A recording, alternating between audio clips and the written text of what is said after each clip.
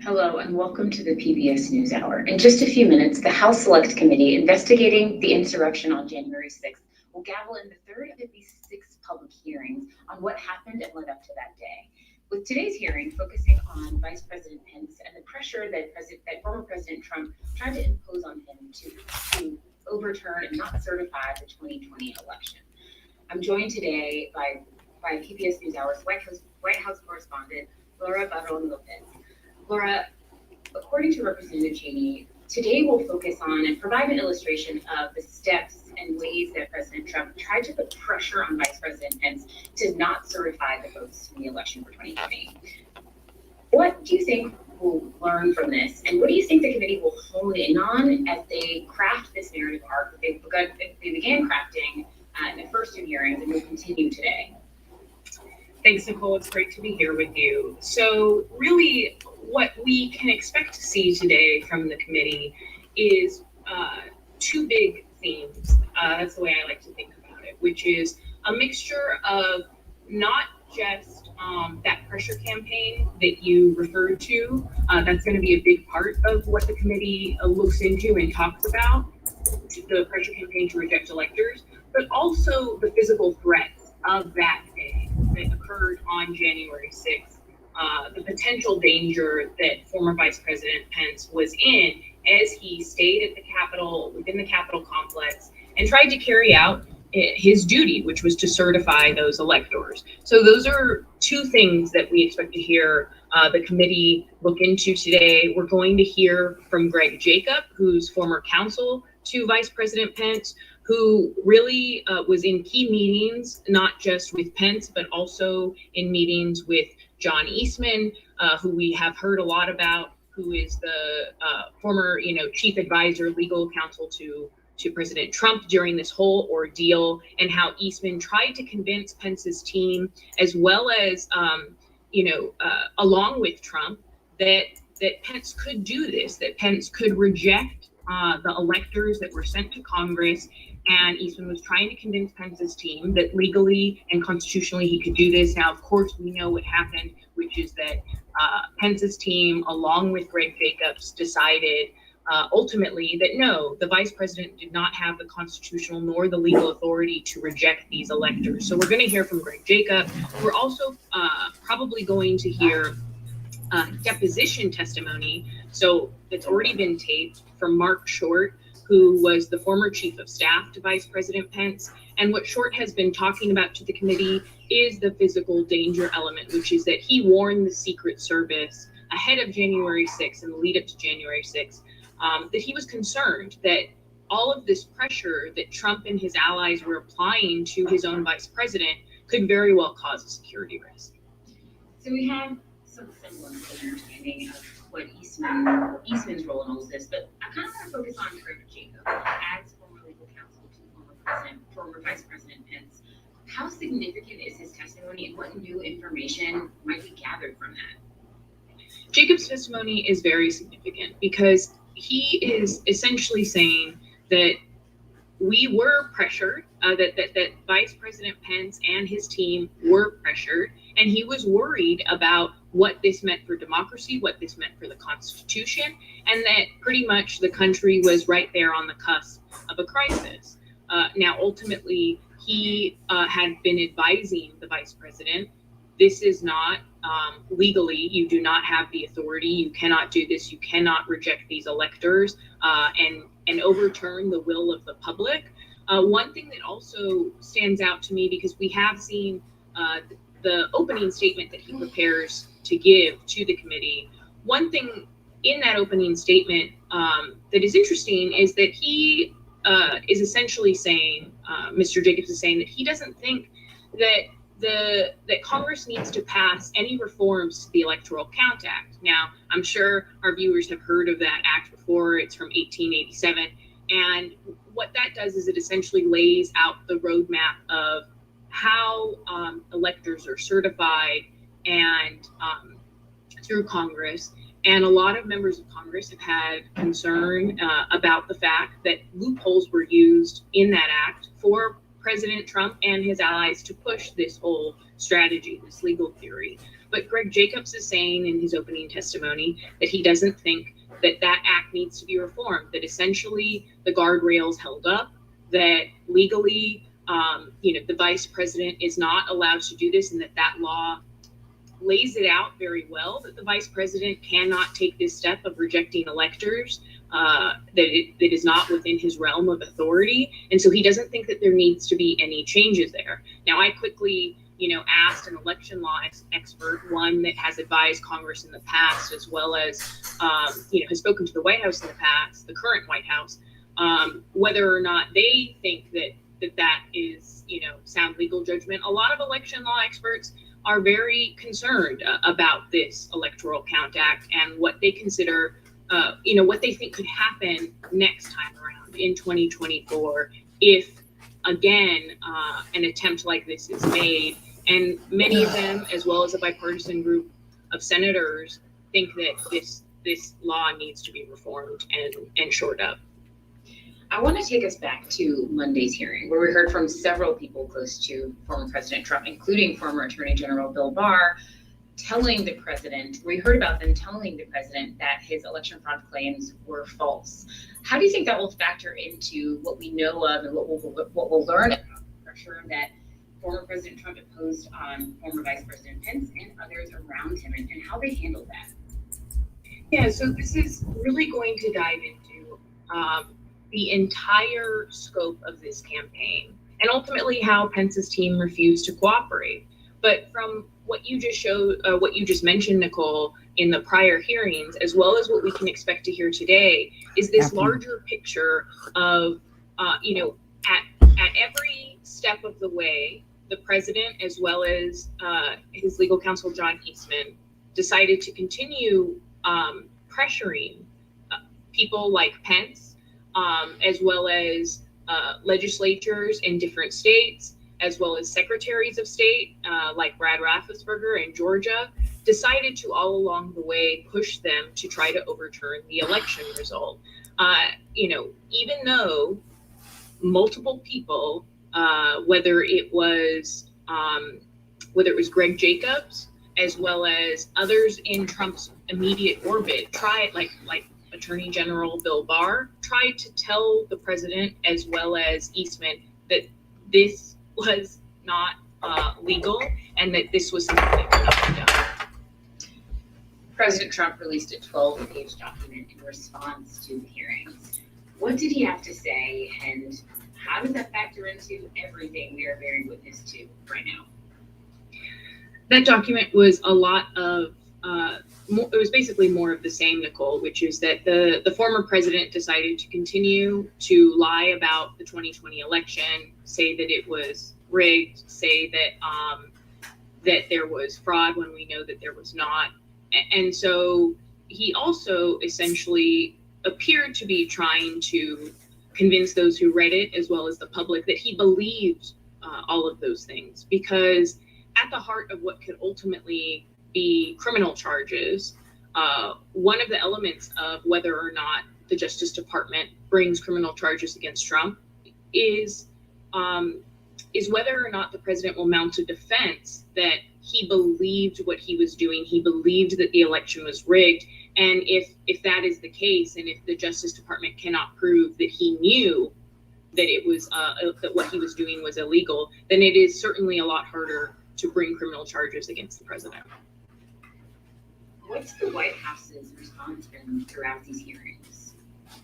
So right now, the White House, where I am at right now, is staying really quiet about these hearings. And the reason is because President Biden does not want to provide any appearance that he is attempting to influence the January 6th committee, or that he is attempting to influence Attorney General Merrick Garland, as Garland and his prosecutors decide whether or not they are going to fully investigate the scope of this, as well as whether or not they're going to bring any criminal charges, not just against Trump potentially, but also against those in his inner circle, or maybe even against lawmakers if there's enough evidence showing their involvement in the events of January 6th in the attempt to overturn the election results. Because, as we know, a grand jury, if that is what the DOJ is pursuing in this, as they investigate this,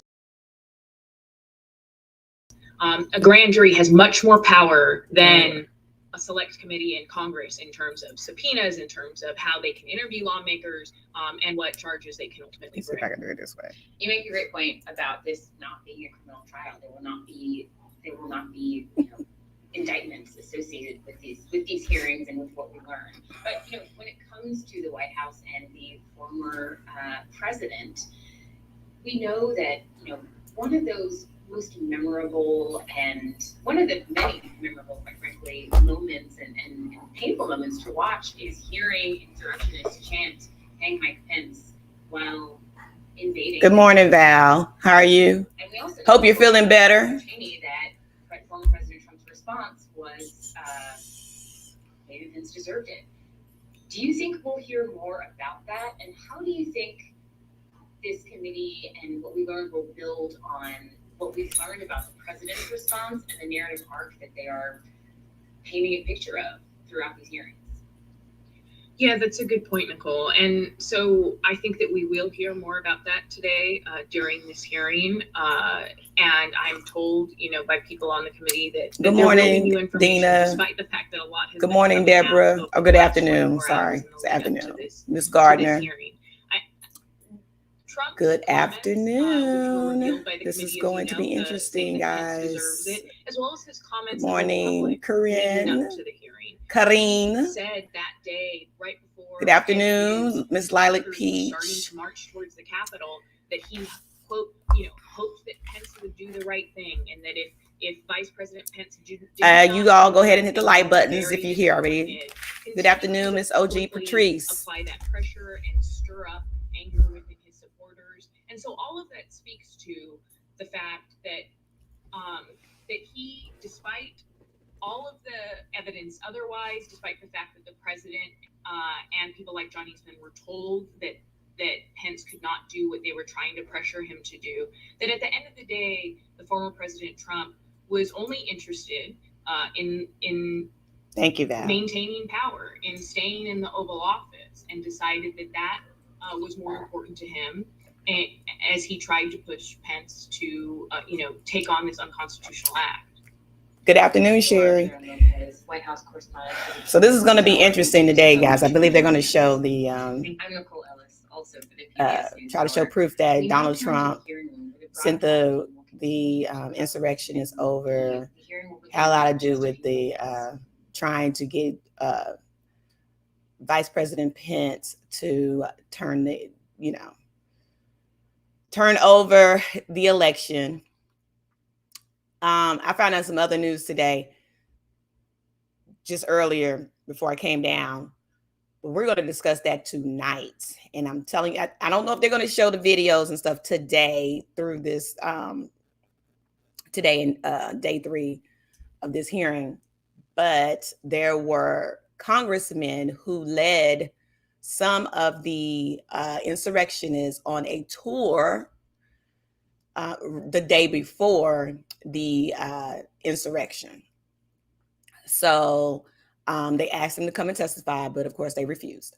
So we're going to, it's about to get started in 1 minute, guys. So let this party begin. This is very interesting. And hopefully you go ahead and hit those like buttons and subscribe to this channel. This is very deep. I was having a conversation last night with some friends, and they can't even believe it's like I knew some of these things, some of this stuff, but a lot of this stuff I didn't even know. This is crazy. So this is very interesting, scary, or it was scary, and it still is scary. Donald Trump is going to run. He's putting it out there that he's going to run for 2024. This is why I always say it's very important for us to get out and vote. So the party is about to begin, guys. So let me make my screen a little bigger. I'll go this way down here. I'm sitting here trying things out. This program was made possible by contributions to your PBS station from viewers like you. Thank you.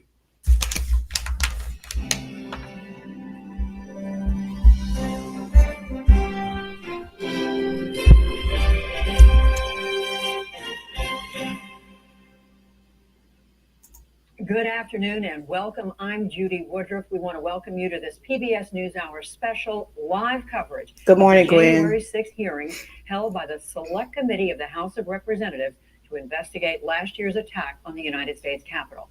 This is the third of 6 hearings the committee plans to hold this month, after a planned hearing yesterday was postponed.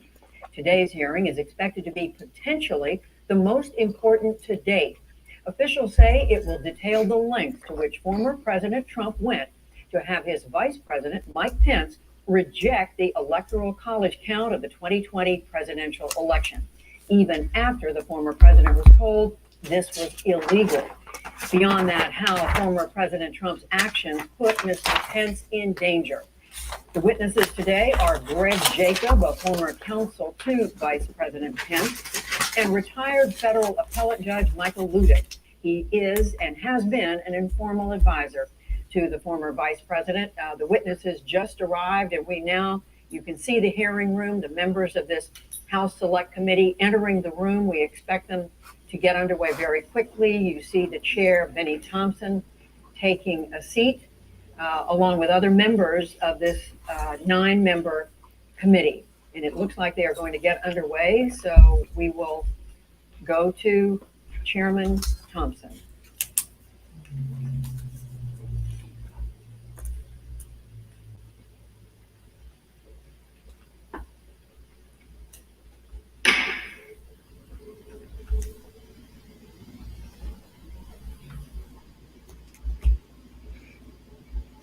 The Select Committee to investigate the January 6th attack on the United States Capitol will be in order.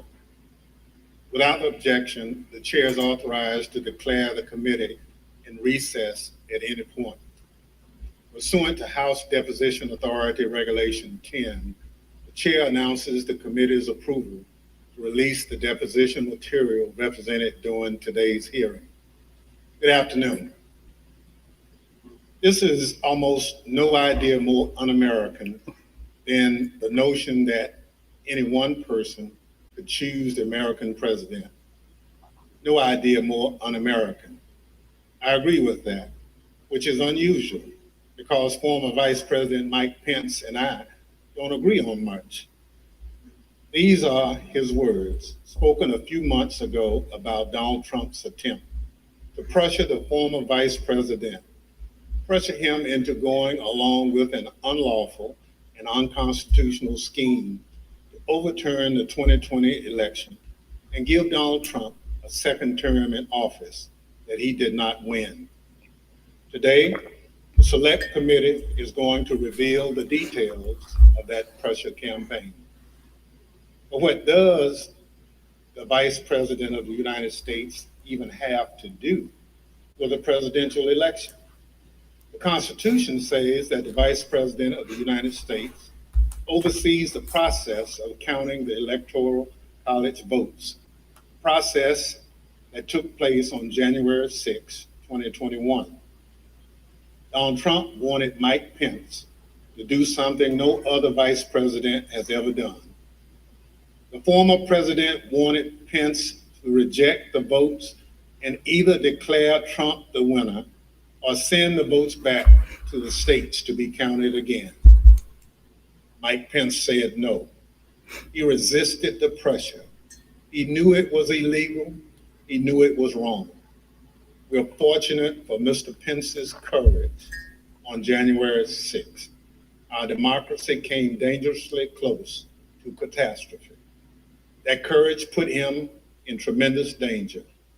When Mike Pence made it clear that he wouldn't give in to Donald Trump's scheme, Donald Trump turned the mob on him, a mob that was chanting, "Hang Mike Pence," a mob that had built a hangman's gallows just outside the Capitol.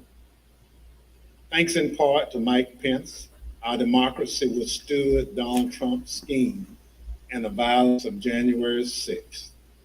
But the danger hasn't receded. Led by my colleague, Mr. Aguilar, today we'll lay out the facts for the American people. But first, I'll recognize my colleague from Wyoming, Ms. Chanted, or any opening statement she'd care to offer. Thank you very much, Mr. Chairman. Let me take just a few minutes today to put the topic of our hearing in broader context. In our last hearing, we heard unequivocal testimony that President Trump was told his election fraud allegations were complete nonsense. We heard this from members of the Trump campaign. We heard this from President Trump's campaign lawyers. We heard this from President Trump's former Attorney General, Bill Barr. We heard this from President Trump's former acting Attorney General, Jeff Rosen. And we heard this from President Trump's former acting Deputy Attorney General, Richard Donahue. We heard from members of President Trump's White House staff as well. Today, we're focusing on President Trump's relentless effort to pressure Mike Pence to refuse to count electoral votes on January 6th.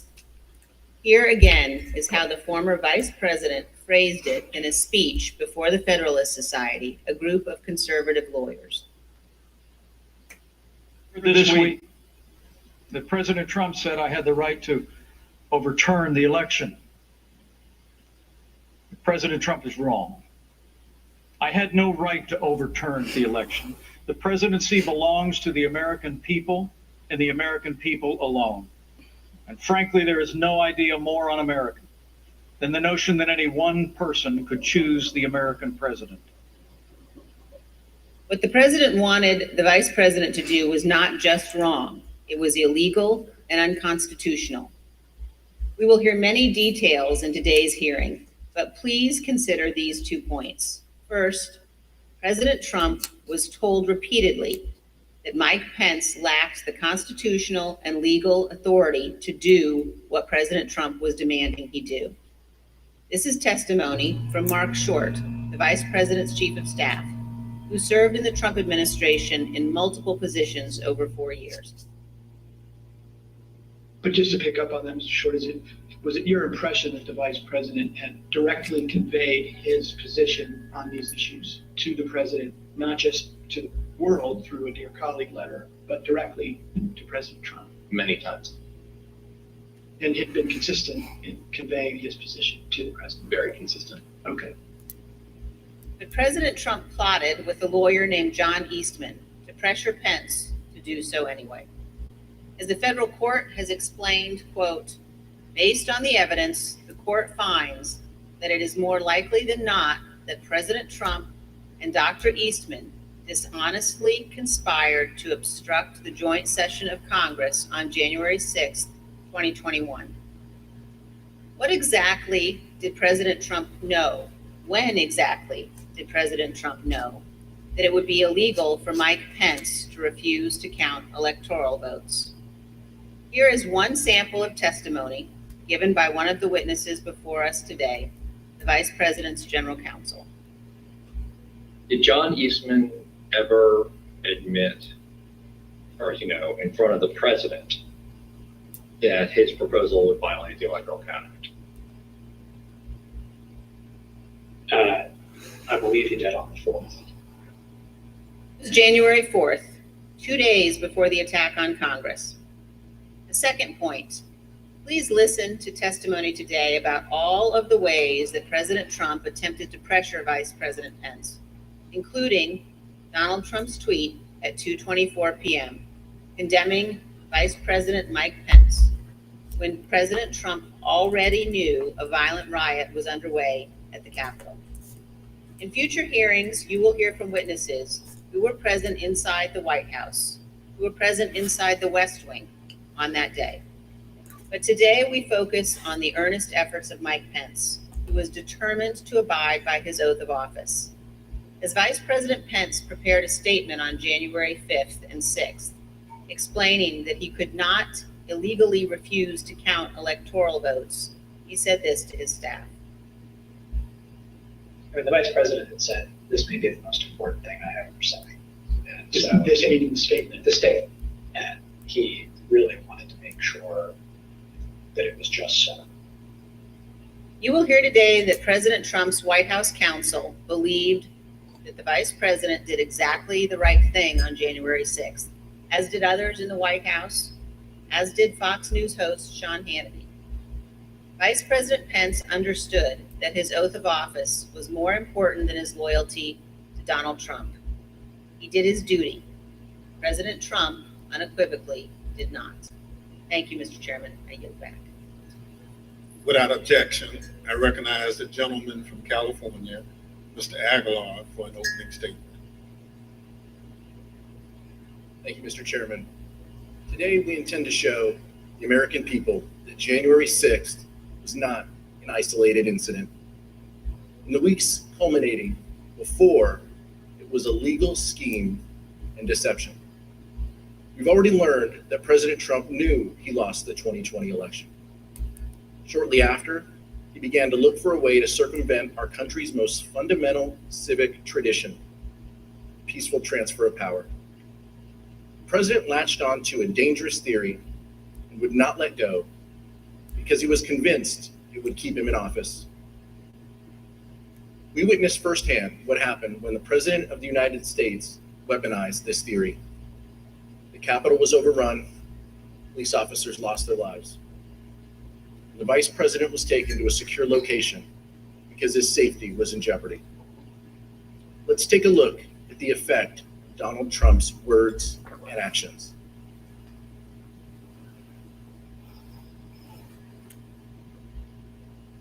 Mike Pence is going to have to come through for us. And if he doesn't, that will be a sad day for our country. And Mike Pence, I hope you're going to stand up for the good of our Constitution and for the good of our country. And if you're not, I'm going to be very disappointed in you. I will tell you right now. I'm telling you what, I'm hearing the Pence. I'm hearing the Pence just caved. Is that true? I'm hearing reports that Pence caved. I'm telling you, if Pence caved, we're gonna drag motherfuckers through the streets. You fucking politicians are gonna get fucking drugged through the streets. Yes. I guess the hope is that there's such a show of force here that Pence will decide to do the right thing, according to Trump.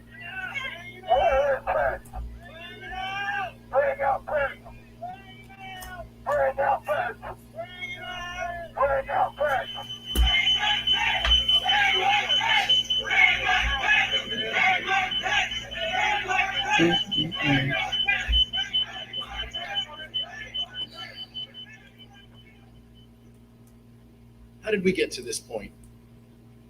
How did we get to the point where President Trump's most radical supporters led a violent attack on the Capitol and threatened to hang President Trump's own vice president?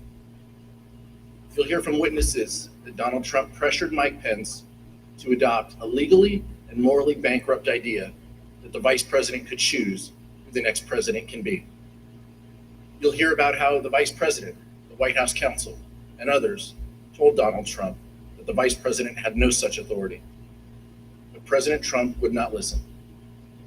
You'll hear how Vice President Pence withstood an onslaught of pressure from President Trump, both publicly and privately. A pressure campaign that built to a fever pitch with a heated phone call on January 6th.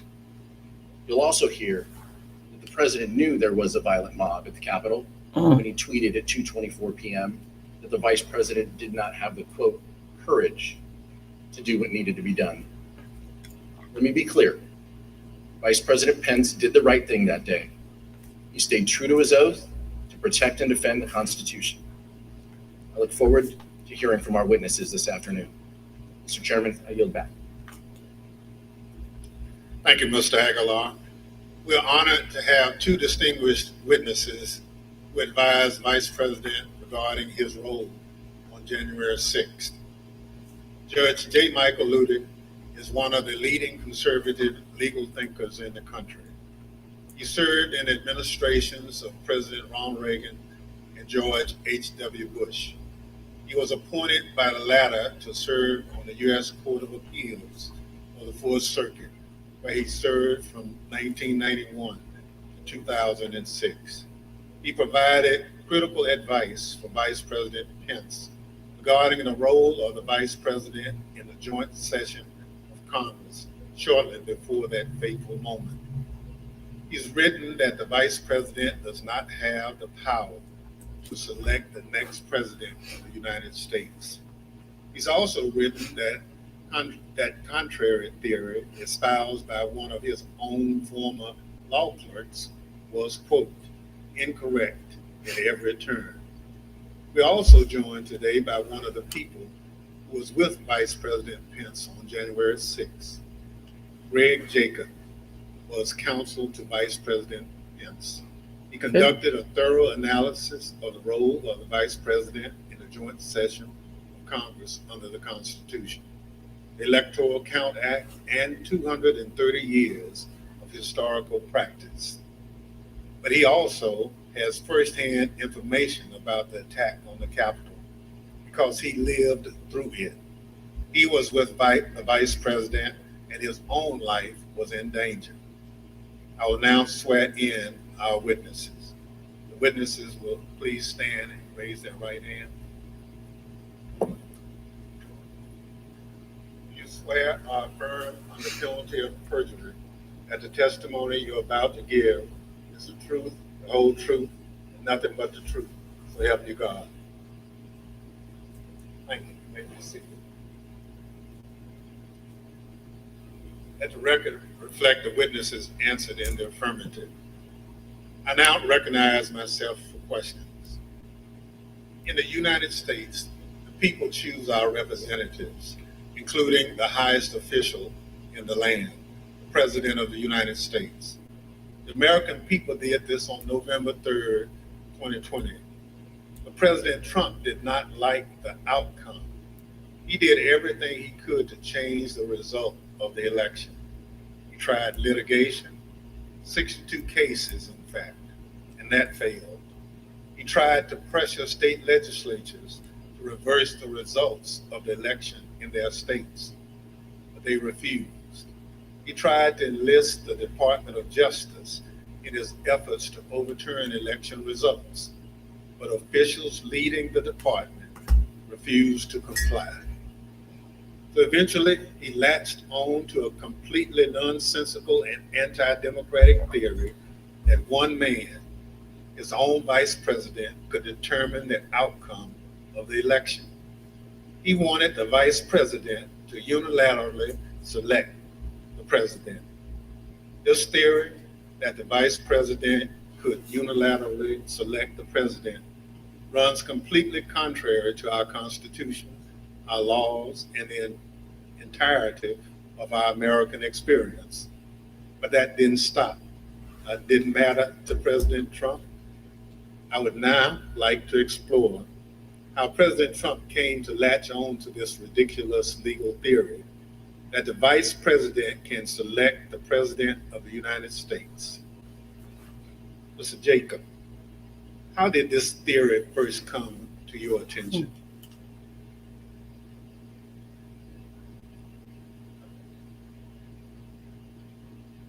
The first time that I had a conversation with the Vice President about the 12th Amendment and the Electoral Count Act was in early December, around December 7th.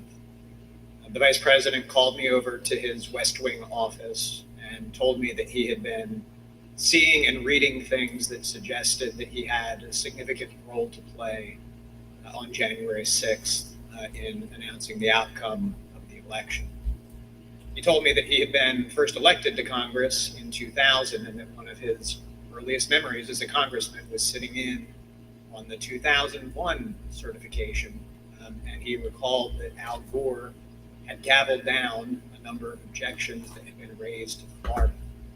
And he asked me mechanically, how does this work at the joint session? What are the rules?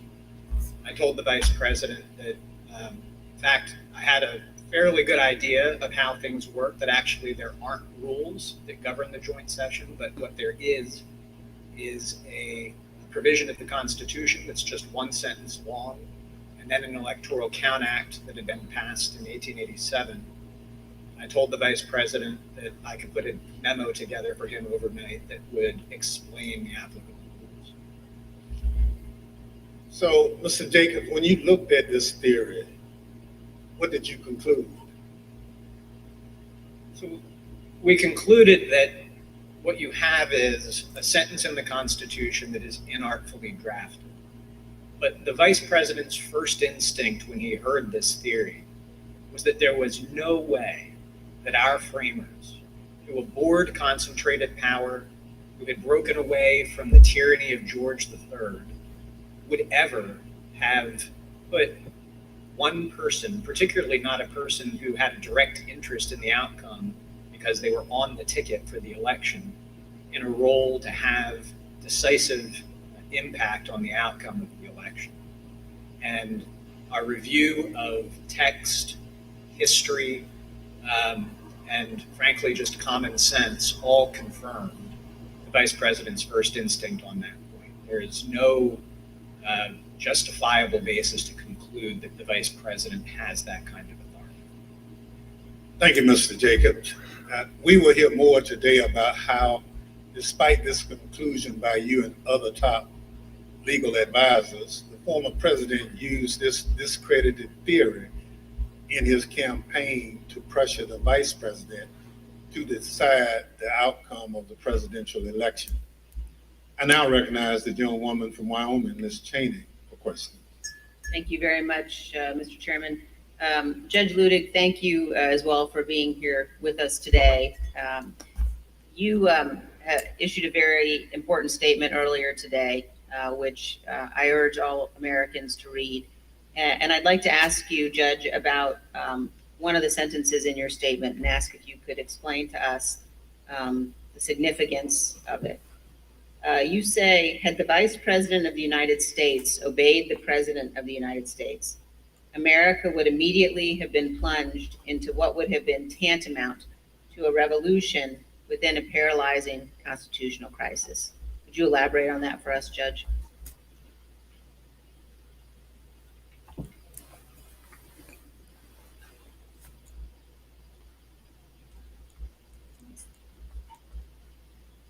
Thank you, Madam Vice Chairman.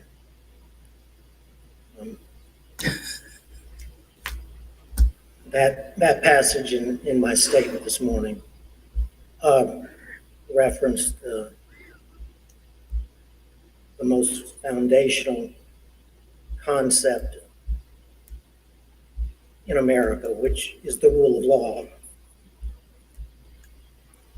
Thus, as I interpret your question, you are asking about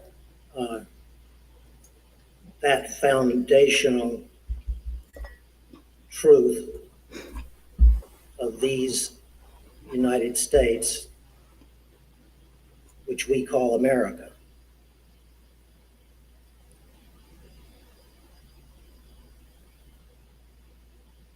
The foundational truth is the rule of law. That foundational truth is, for the United States of America, the profound truth.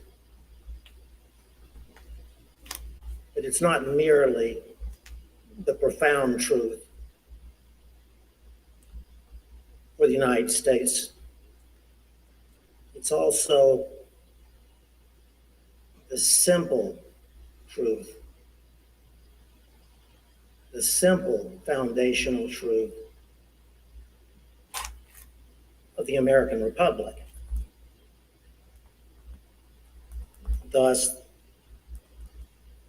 in my view, the hearings being conducted by this select committee are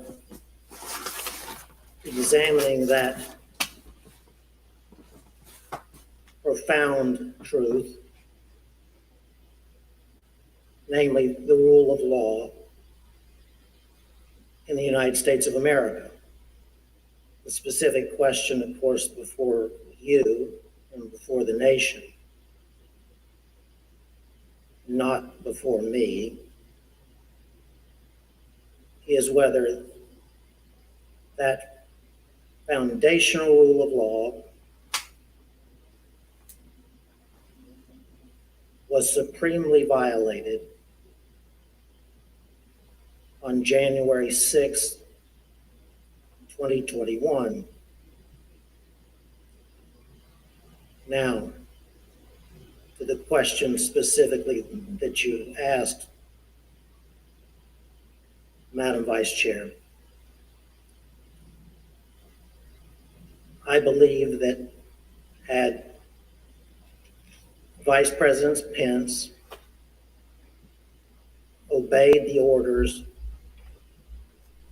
from his president and the President of the United States of America during the joint session of the Congress of the United States on January 6, 2021, and declared Donald Trump the next President of the United States, notwithstanding that then President Trump had lost the Electoral College vote as well as the popular vote in the 2020 presidential election.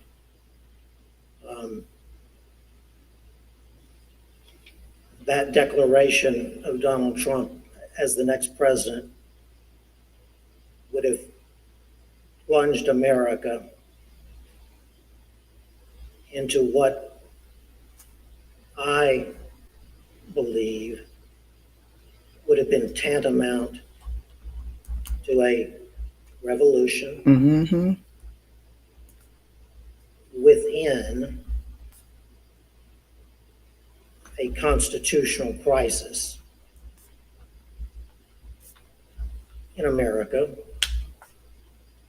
which in my view, and I'm only one man, would have been the first constitutional crisis since the founding of the Republic.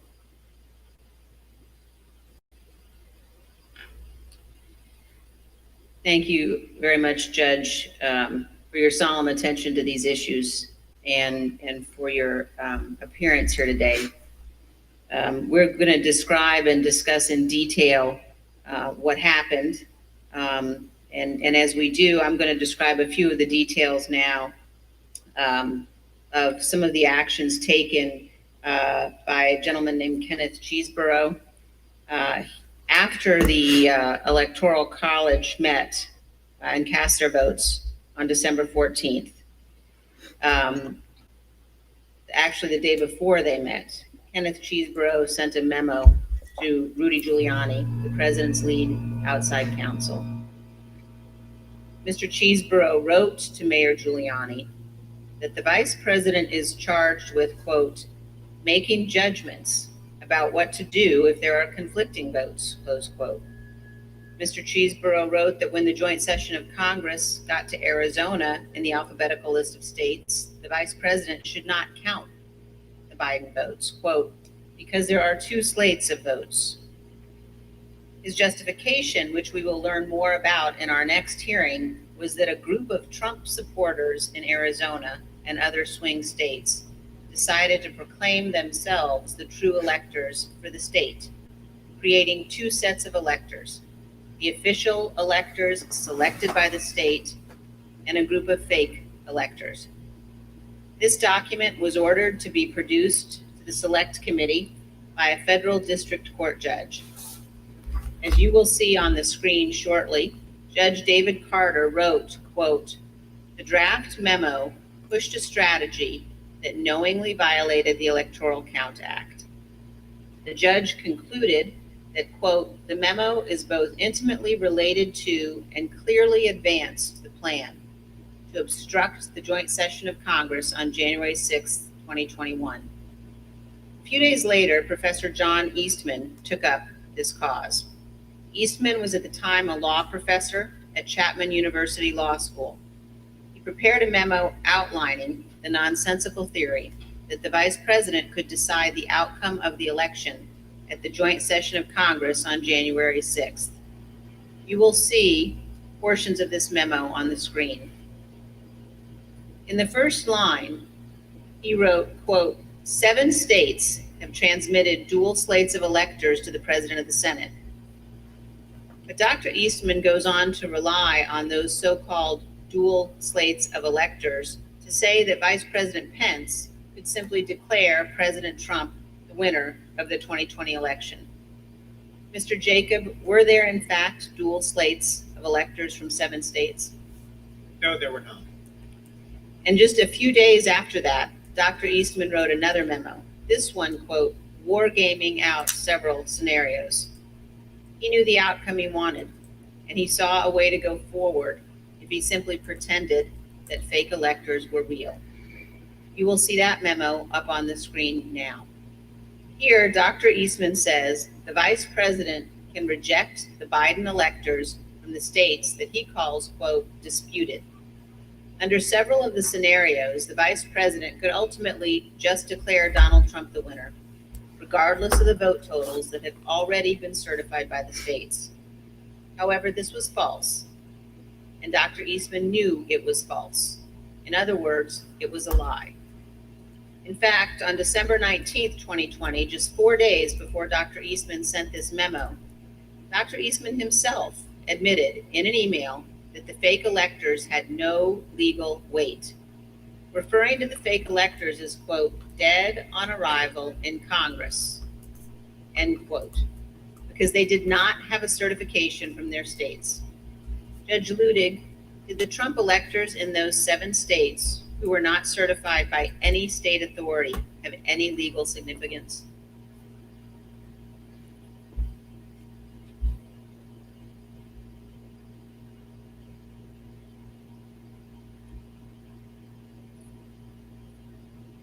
Congresswoman, there was no support whatsoever in either the Constitution of the United States nor the laws of the United States for the vice president ever to count alternative electoral slates from the states that had not been officially certified by the designated state official in the Electoral Count Act of 1887. I did notice in the passage from Mr. Eastman's memorandum, and I took a note on it, and correct me if I'm wrong, but he said in that passage that there was both legal authority as well as historical precedent. I do know what Mr. Eastman was referring to when he said that there was historical precedent for doing so. He was incorrect. There was no historical precedent from the beginning of the founding in 1789 that even as mere historical precedent, as distinguished from legal precedent, would support the possibility of the Vice President of the United States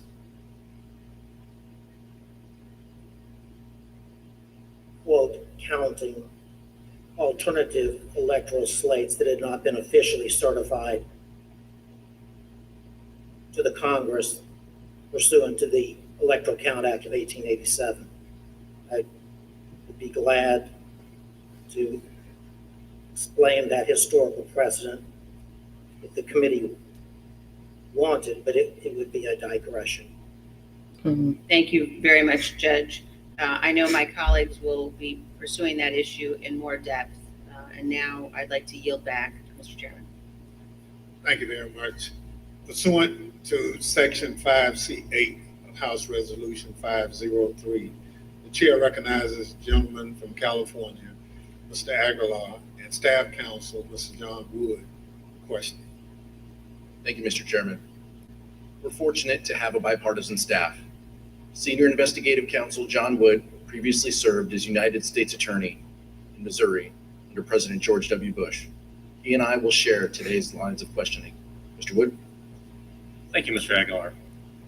Judge Ludig, I had the incredible honor of serving as one of your law clerks. Another person who did was John Eastman. And you have written that Dr. Eastman's theory that the vice president could determine who the next president of the United States is, in your words, incorrect at every turn. Could you please explain briefly your analysis?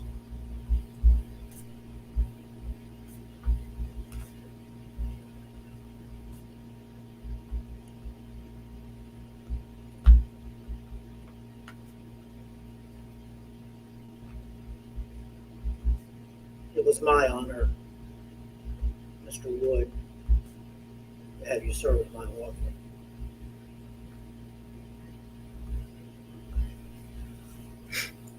clerk. I could answer that question perfectly if I had at my disposal either Mr. Eastman's tweet or my own analytical tweet of September 21st, but I don't. But that said, let me try to remember the analysis of Mr. Eastman's analysis. And Judge, I can read to you and to the audience, I think what was a really key passage from your very insightful analysis. When you wrote, I believed that Professor Eastman was incorrect at every turn of the analysis in his January 2nd memorandum, beginning with his claim that there were legitimate competing slates of electors presented from 7 states. You've already addressed that issue. But your next sentence said, continuing to his conclusion, the vice president could unilaterally decide not to count the votes from the 7 states from which competing slates were allegedly presented. So what was your basis for concluding that Dr. Eastman was incorrect in his conclusion that the vice president could unilaterally decide not to count the votes from these disputed states? I understand. As I previously stated in response to Congresswoman Cheney, there was no basis in the Constitution or laws of the United States at all for the theory espoused by Mr. Eastman. At all. None. With all respect to my co-panelist, he said, I believe in partial response to one of the Select Committee's questions, that the single sentence in the 12th Amendment was, he thought, inartfully written. That single sentence is not inartfully written. It was pristine clear that the President of the Senate on January 6th, the incumbent Vice President of the United States, had little substantive constitutional authority, if any, at all. The 12th Amendment, the single sentence that Mr. Jacob refers to, says in substance that following the transmission of the certificates to the Congress of the United States and under the Electoral Count Act of 1887, the Archivist of the United States, that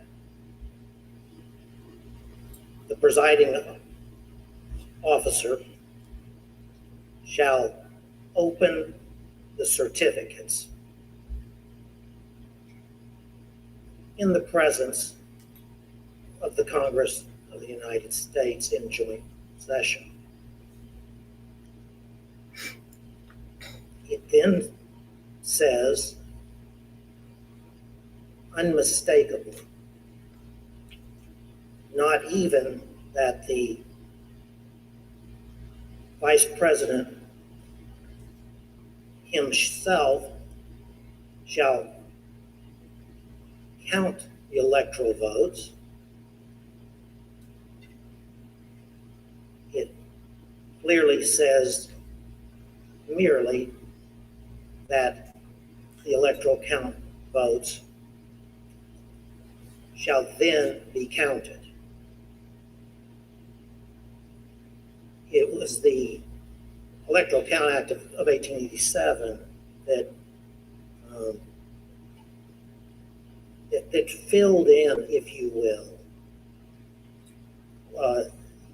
the simple words of the 12th Amendment in order to construct for the country a process for the counting of the sacred process for the counting of the electoral votes from the states,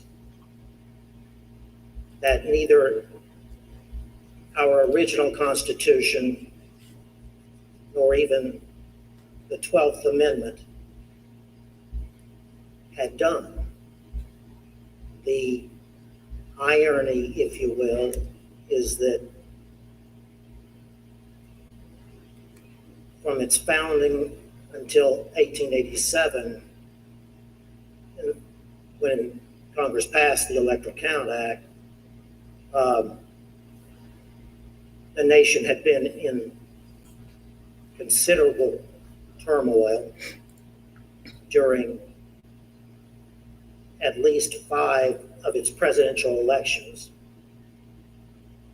beginning as soon thereafter from the founding as 1800. So it wasn't for almost 100 years later until the Electoral Count Act was passed. So that's why, in my view, that piece of legislation is not only a work in progress for the country, but at this moment in history, an important work in progress that needs to take place. That was long-winded, I understand. Judge Ludick, at the risk of oversimplifying for the non-lawyers who are watching, is it fair to say that the 12th Amendment basically says 2 things happen? The Vice President opens the certificates and the electoral votes are counted. Is it that straightforward?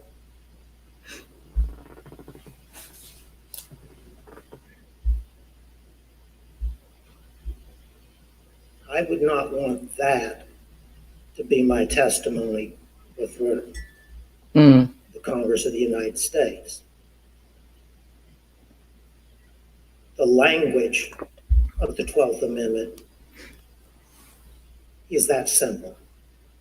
Thank you, Judge. Mr. Jacob, I have a question for you. I believe during your deposition before this committee, you said something to the effect of you'd read every word written about the 12th Amendment, the Electoral Count Act, and historical practice.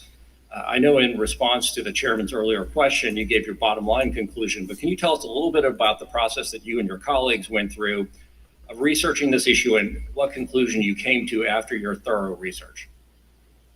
So you as a lawyer who's analyzing a constitutional provision, you start with the constitutional text, you go to structure, you go to history. So we started with the text.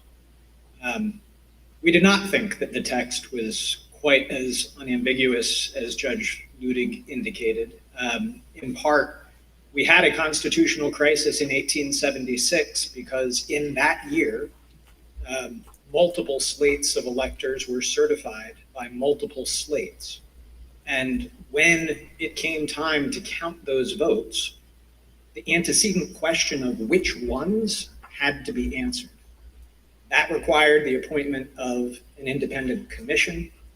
That commission had to resolve that question, and the purpose of the Electoral Count Act of 1887 had been to resolve those latent ambiguities. Now, I'm in complete agreement with Judge Ludig. It is unambiguous that the vice president does not have the authority to reject electors. There is no suggestion of any kind that it does. There is no mention of rejecting or objecting to electors anywhere in the 12th Amendment. And so the notion that the vice president could do that certainly is not in the text. But the problem that we had and that John Eastman raised in our discussions was we had all seen that in Congress in 2000, in 2004, in 2016, there had been objections raised to various states. And those had even been debated in 2004. And so here you have an amendment that says nothing about objecting or rejecting, and yet we did have some recent practice of that happening within the terms of the Electoral Count Act. So we started with that text. And I recall in my discussion with the vice president, he said, I can't wait to go to heaven and meet the framers and tell them the work that you did in putting together our Constitution is a work of genius. Thank you. It was divinely inspired. There is one sentence that I would like to talk to you a little bit about. So then we went to structure. And again, the vice president's first instinct here is so decisive on this question. There is just no way that the framers of the Constitution who divided power and authority, who separated it out, who had broken away from George III and declared him to be a tyrant, there was no way that they would have put in the hands of one person the authority to determine who was going to be president of the United States. And then we went to history. We examined every single electoral vote count that had happened in Congress since the beginning of the country. We examined the Electoral Count Act. We examined practice under the Electoral Count Act. And critically, no vice president in 230 years of history had ever claimed to have that kind of authority, hadn't claimed authority to reject electoral votes, had not claimed authority to return electoral votes back to the states. In the entire history of the United States, not once had a joint session ever returned electoral votes back to the states to be counted. And in the crisis of 1876, Justice Bradley of the United States Supreme Court, who supplied the decisive final vote on that commission, had specifically looked at that question and said, first, the vice president clearly doesn't have authority to decide anything. And by the way, also does not have authority to conduct an investigation by sending things back out for a public look at things. So the history was absolutely decisive. And again, part of my discussion with Mr. Eastman was, if you were right, don't you think Al Gore might have liked to have known in 2000 that he had authority to just declare himself president of the United States? Did you think that the Democrat lawyers just didn't think of this very obvious quirk that he could use to do that? And of course, he acknowledged Al Gore did not and should not have had that authority at that point in time. But so text, structure, history, I think what we had was some ambiguous text that common sense and structure would tell you the answer cannot possibly be that the vice president has that authority. As the committee already played the vice president's remarks, there is almost no idea more un-American than the notion that any one person would choose the American president. And then unbroken historical practice for 230 years that the vice president did not have such an authority. Thank you. I reserve the remainder of my time. Mr. Jacob, you weren't the only one who knew that the legal theory was wrong, though. Here's what various advisors to the president thought about that theory.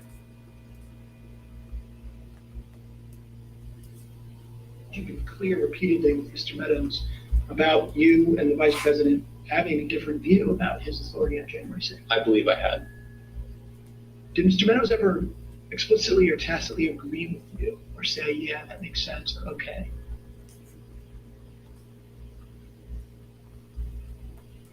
I believe that Mark did agree. What makes you say that? I believe that's what he told me.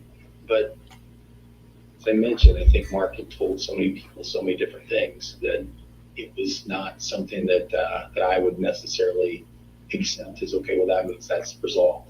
I see. Tell me more what he told you on this topic. I think it was that, the vice president doesn't have any broader role. And I think he was understanding that. So despite the fact that he may have said other things to the president or others, to you, he said he understands the vice president has no role. Yes. Okay. Did he say that to you several times? A couple of times. Before January 6th? Yes. The way it was communicated to me was that Pat Cipollone thought the idea was nutty and had at one point confronted Eastman basically with the same sentiment. Pat expressed his admiration for the vice president's actions on the day of the 6th and said that he concurred with the legal analysis that our team had put together to reach that point.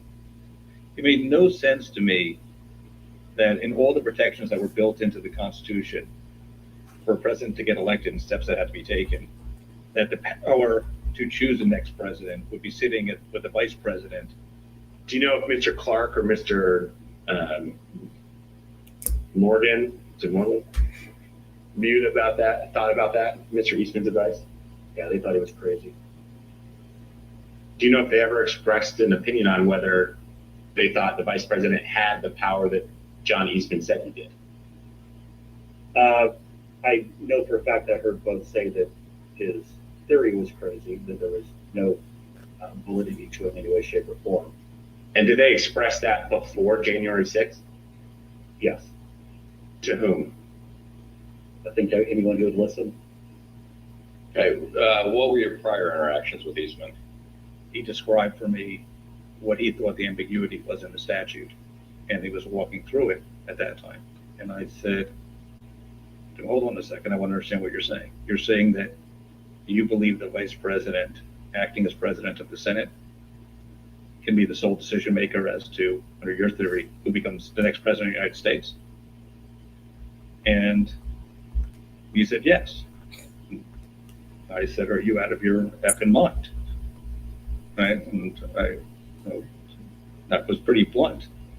I said, you're completely crazy. I said, you're going to turn around and tell 78 plus million people in this country that your theory is this is how you're going to invalidate their votes because you think the election was stolen.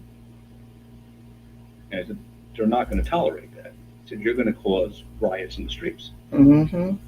And he said words to the effect of there's been violence in the history of our country or to protect the democracy or protect the republic. Wow. In fact, there was a risk that the lawyers in the White House counsel's office would resign. For example, Fox News host Sean Hannity expressed concern that the entire White House counsel's office could quit. As you can see from these texts, Mr. Hannity wrote to White House Chief of Staff Mark Meadows that, quote, "We can't lose the entire White House counsel's office and do not see January 6th happening the way he is being told." A few days later, on January 5th, Mr. Hannity wrote to Mr. Meadows that, quote, "I'm very worried the next 48 hours. Hence pressure, White House counsel will leave." While Sean Hannity was apparently very concerned about the possibility that the White House counsel would resign in protest the president's effort to force the vice president to violate the Constitution, some others close to the president were more dismissive of the White House counsel's position. Here's what Trump's son-in-law and senior advisor Jared Kushner said during his deposition regarding the White House counsel Pat Cipolloni's threats to resign. Jared, are you aware of instances where Pat Cipollone threatened to resign? I kind of, like I said, my interest at that time was on trying to get as many pardons done. And I know that, he was always, him and the team were always saying, oh, we're going to resign. We're not going to be here if this happens, if that happens. So I kind of took it up to just be whining, to be honest with you.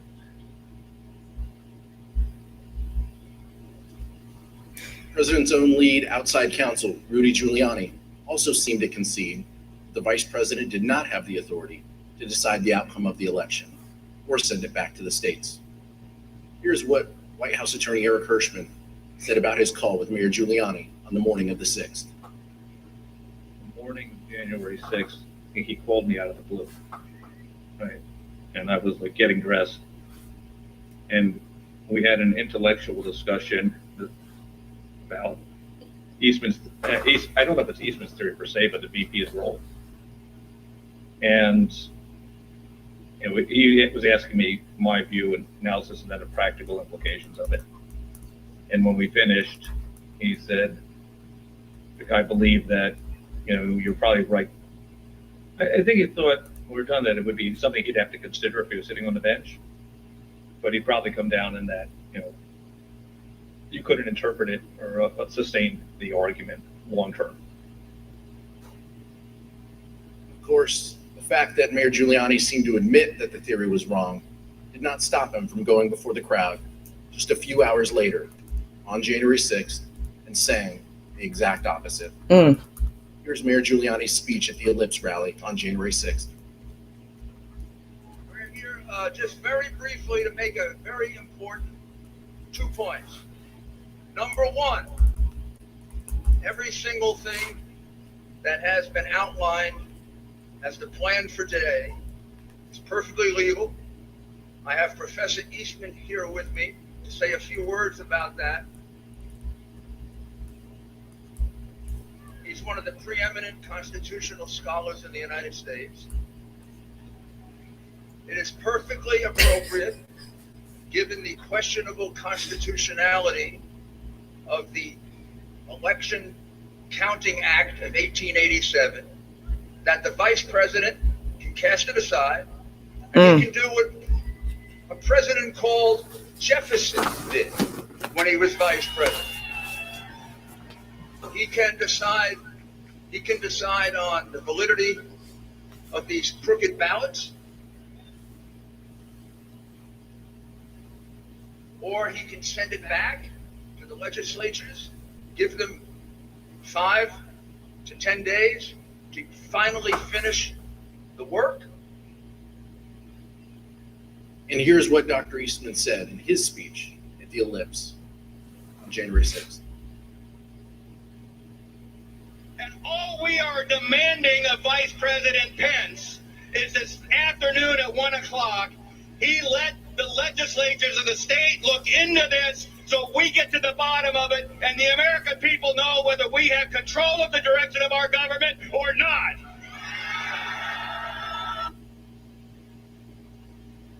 Even Dr. Eastman knew his theory didn't hold water. Mr. Jacob, you discussed and even debated this theory at length with Dr. Eastman. Did Dr. Eastman ever tell you what he thought the U.S. Supreme Court would do if it had to decide this issue? Yes. We had an extended discussion, an hour and a half to 2 hours on January 5th. And when I pressed him on the point, I said, John, if the vice president did what you were asking him to do, we would lose 9-0 in the Supreme Court. And he initially started, well, I think maybe you would lose only 7-2. And after some further discussion, acknowledged, well, yeah, you're right, we would lose 9. Appreciate that.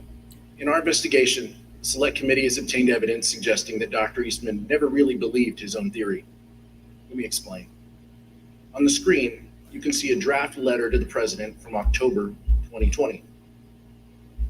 In this letter, an idea was proposed that the vice president could determine which electors to count at the joint session of Congress.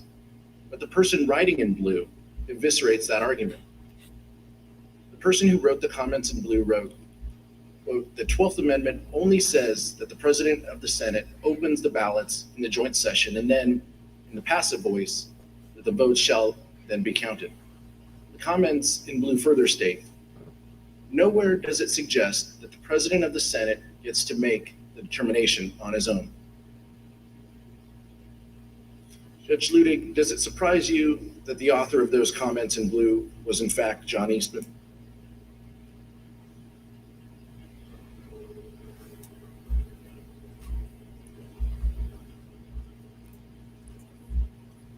Yes, it does, Congressman. But let me,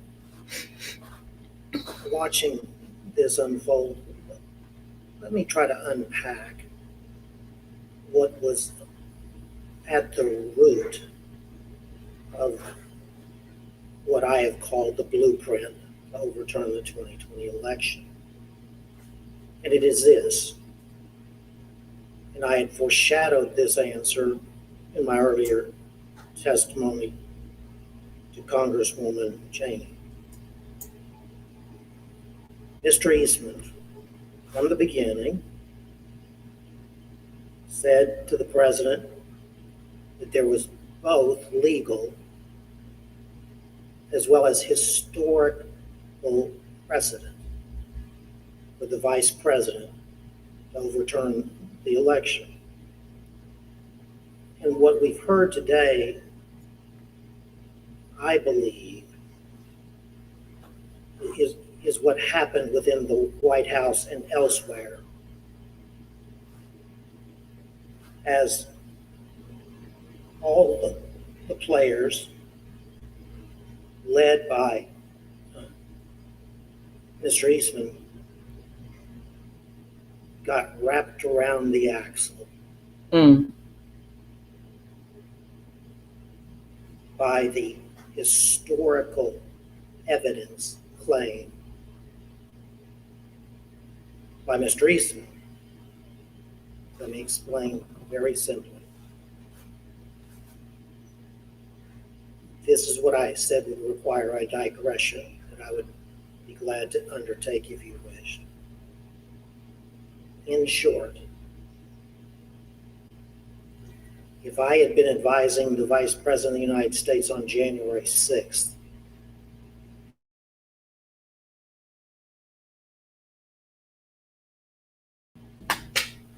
Vice President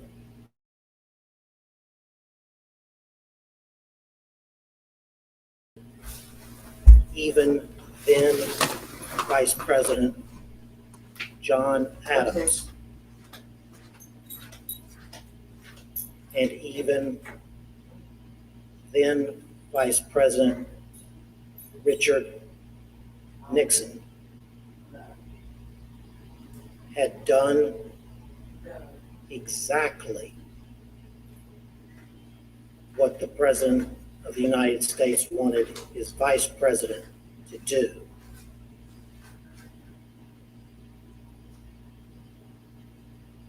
I would have laid my body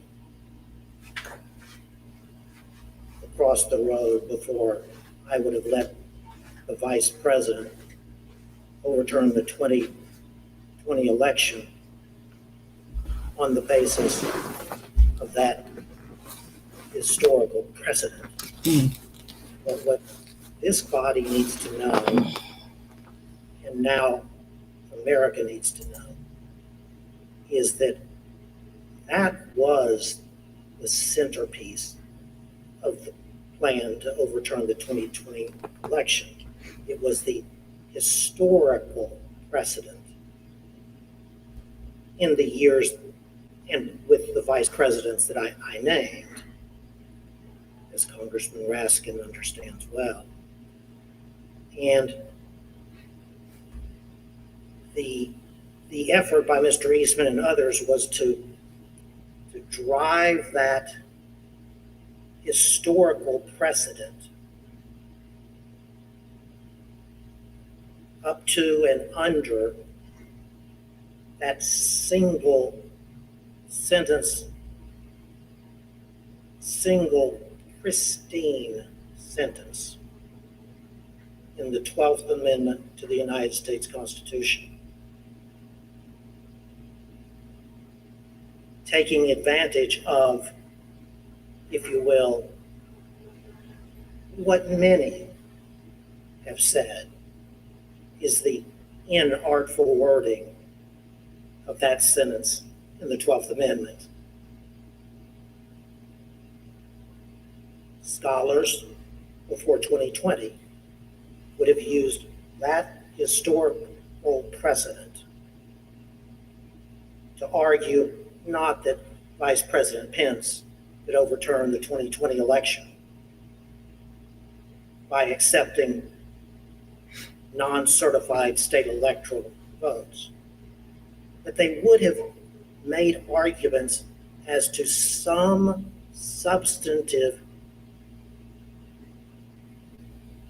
not merely procedural, authority possessed by the Vice President of the United States on the statutorily prescribed day for counting the Electoral College votes.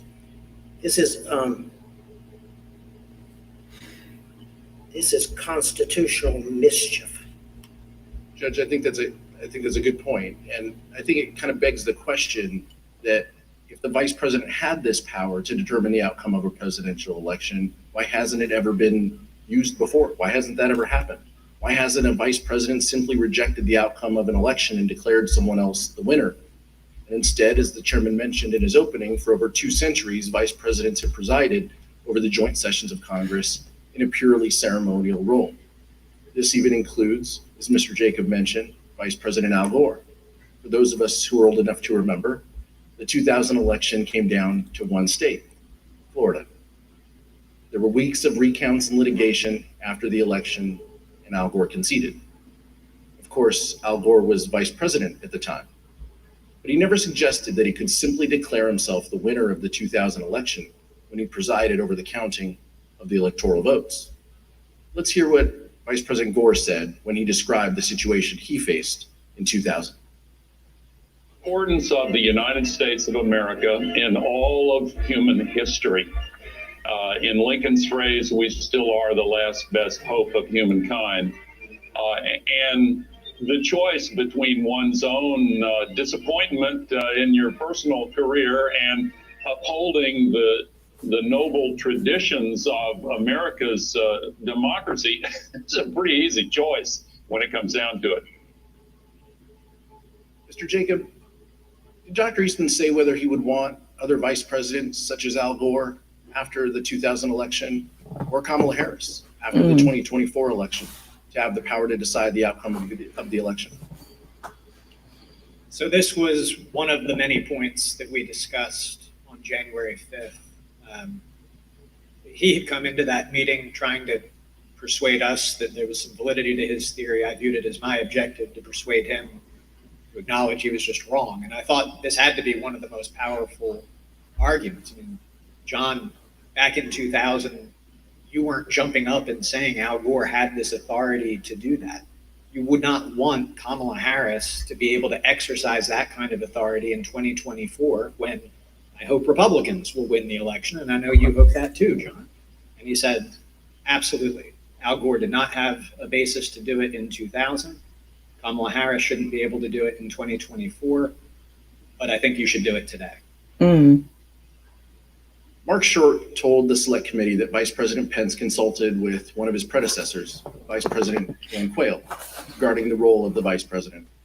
Vice President Quayle confirmed Pence's view that the role was purely ceremonial. Mr. Short also told the committee that he, Mr. Short, received a call from former House Speaker Paul Ryan. Here is Mr. Short's description of his conversation with Speaker Ryan. Speaker Ryan wanted to call and say, you know, you don't have any greater authority. And I said to him, Mr. Speaker, you know, Mike, you know, he doesn't, you know, he recognizes that. And we sort of laughed about it. And he said, I get it. And he later spoke to the vice president too, to, I think, have the same conversation. Fortunately, for the fate of our republic, Vice President Pence refused to go along with President Trump's demands that he determined the outcome of the presidential election. Mr. Jacob, what was the vice president's reaction when you discussed with him the theory that the vice president could decide the outcome of the election? Congressman, as I've testified, the vice president's first instinct was that there was no way that any one person, particularly the vice president who is on the ticket and has a vested outcome in the election, could possibly have the authority to decide it by rejecting electors or to decisively alter the outcome by suspending the joint session for the first time in history in order to try to get a different outcome from state legislatures. Despite the fact that the vice president had a strongly held and correct view that he could not decide the outcome of the election, President Trump launched a multi-week campaign of both public and private pressure to get the Vice President Mike Pence to violate the Constitution. Here are some examples of the intense pressure the Vice President faced from all sides and what his Chief of Staff thought of it. I hope Mike Pence comes through for us, I have to tell you. I hope that our great Vice President comes through for us. He's a great guy. Of course, if he doesn't come through, I won't like him quite as much.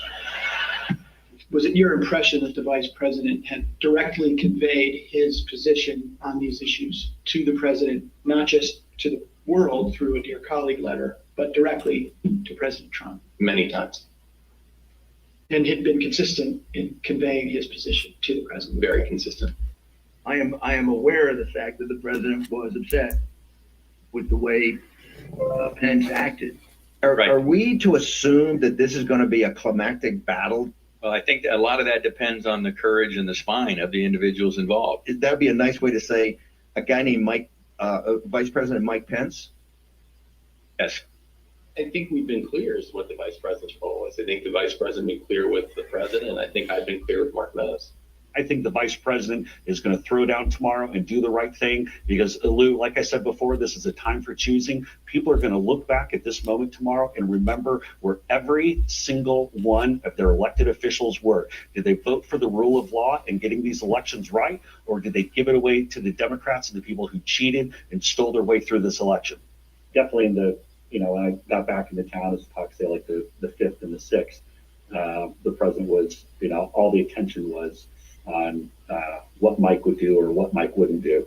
The vice president really was not wavering in his commitment to what his responsibility was. And so, yeah, was it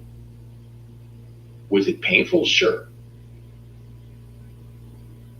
The president's pressure campaign started in December.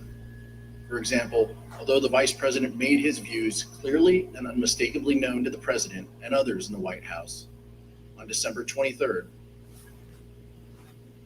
President Trump retweeted a memo from an individual named Ivan Reichland entitled Operation Pence Card that called on the vice president to refuse the Electoral College votes from certain states that had certified Joe Biden as the winner. President Trump started his pressure campaign in December, but he dialed up the pressure as January 6th approached.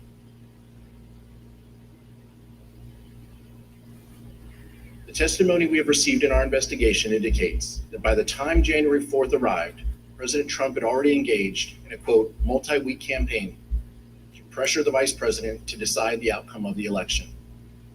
This had included private conversations between the two leaders, Trump's tweets, and at least one meeting with members of Congress. We understand that the vice president started his day on January 4th with a rally in Georgia for the Republican candidates in the U.S. Senate runoff. When the vice president returned to Washington, he was summoned to meet with the president regarding the upcoming joint session of Congress. Mr. Jacob, who attended that meeting?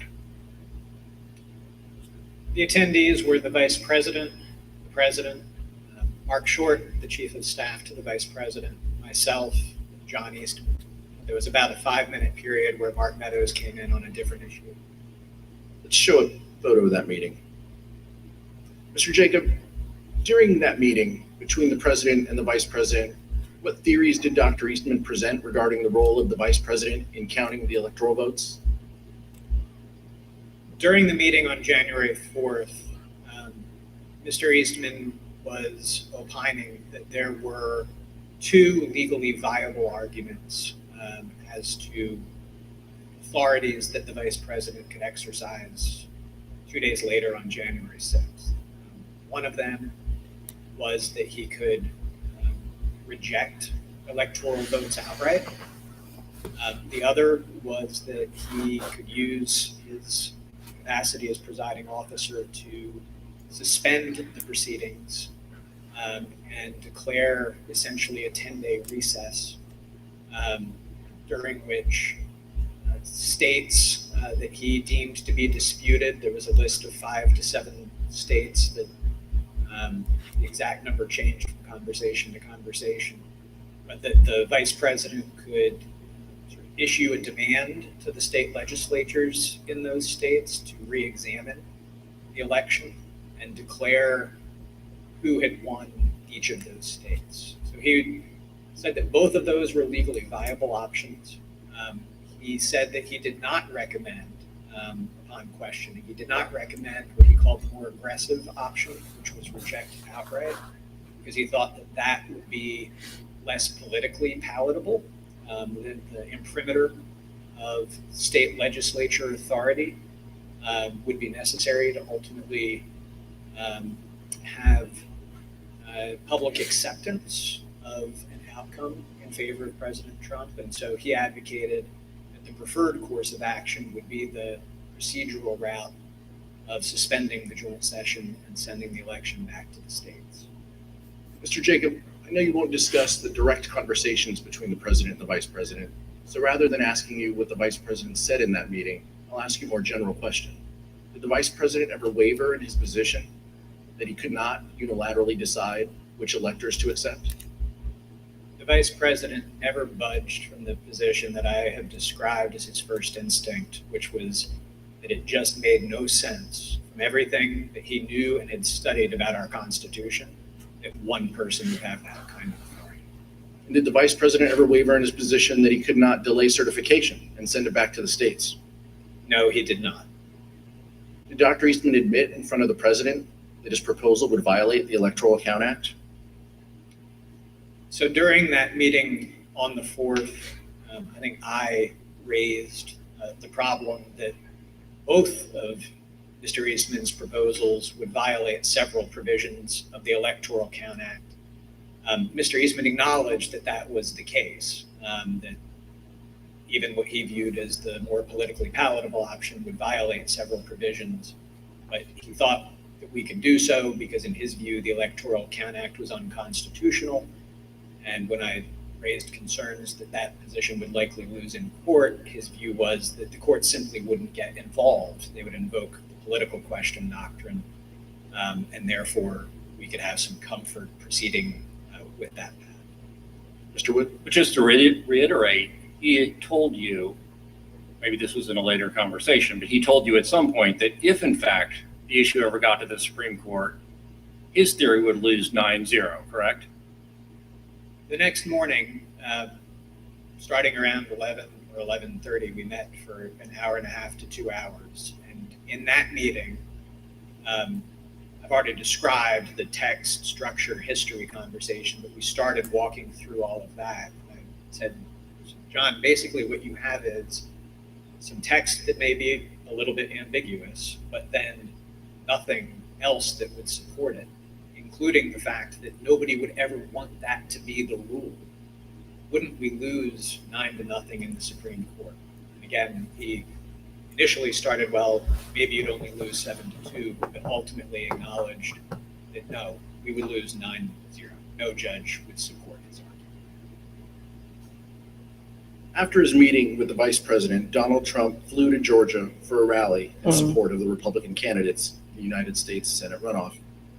Even though the vice president had been steadfast in resisting the president's pressure, President Trump continued to publicly pressure Vice President Pence in his Georgia speech. Rather than focusing exclusively on the Georgia Senate runoff, Trump turned his attention to Mike Pence. Here's what the president said during that rally in Georgia. Pence comes through for us, I have to tell you. I hope that our great Vice President comes through for us. He's a great guy. Of course, if he doesn't come through, I won't like him quite as much. So the president had been told multiple times that the vice president could not affect the outcome of the election, but he nonetheless publicly pressured Mike Pence to do exactly that by saying, quote, "If he doesn't come through, I won't like him as much." Let's turn now to January 5th. Mr. Wood. Thank you. That morning, meaning January 5th, the president issued a tweet expressly stating that the vice president had the power to reject electors. Let's look at what the president wrote. Quote, "Vice president has the power to reject fraudulently chosen electors." Mr. Jacob, you've already told us about your meeting with Dr. Eastman and the president on January 4th, and you briefly made reference to the meeting you had with Dr. Eastman the next day, January 5th.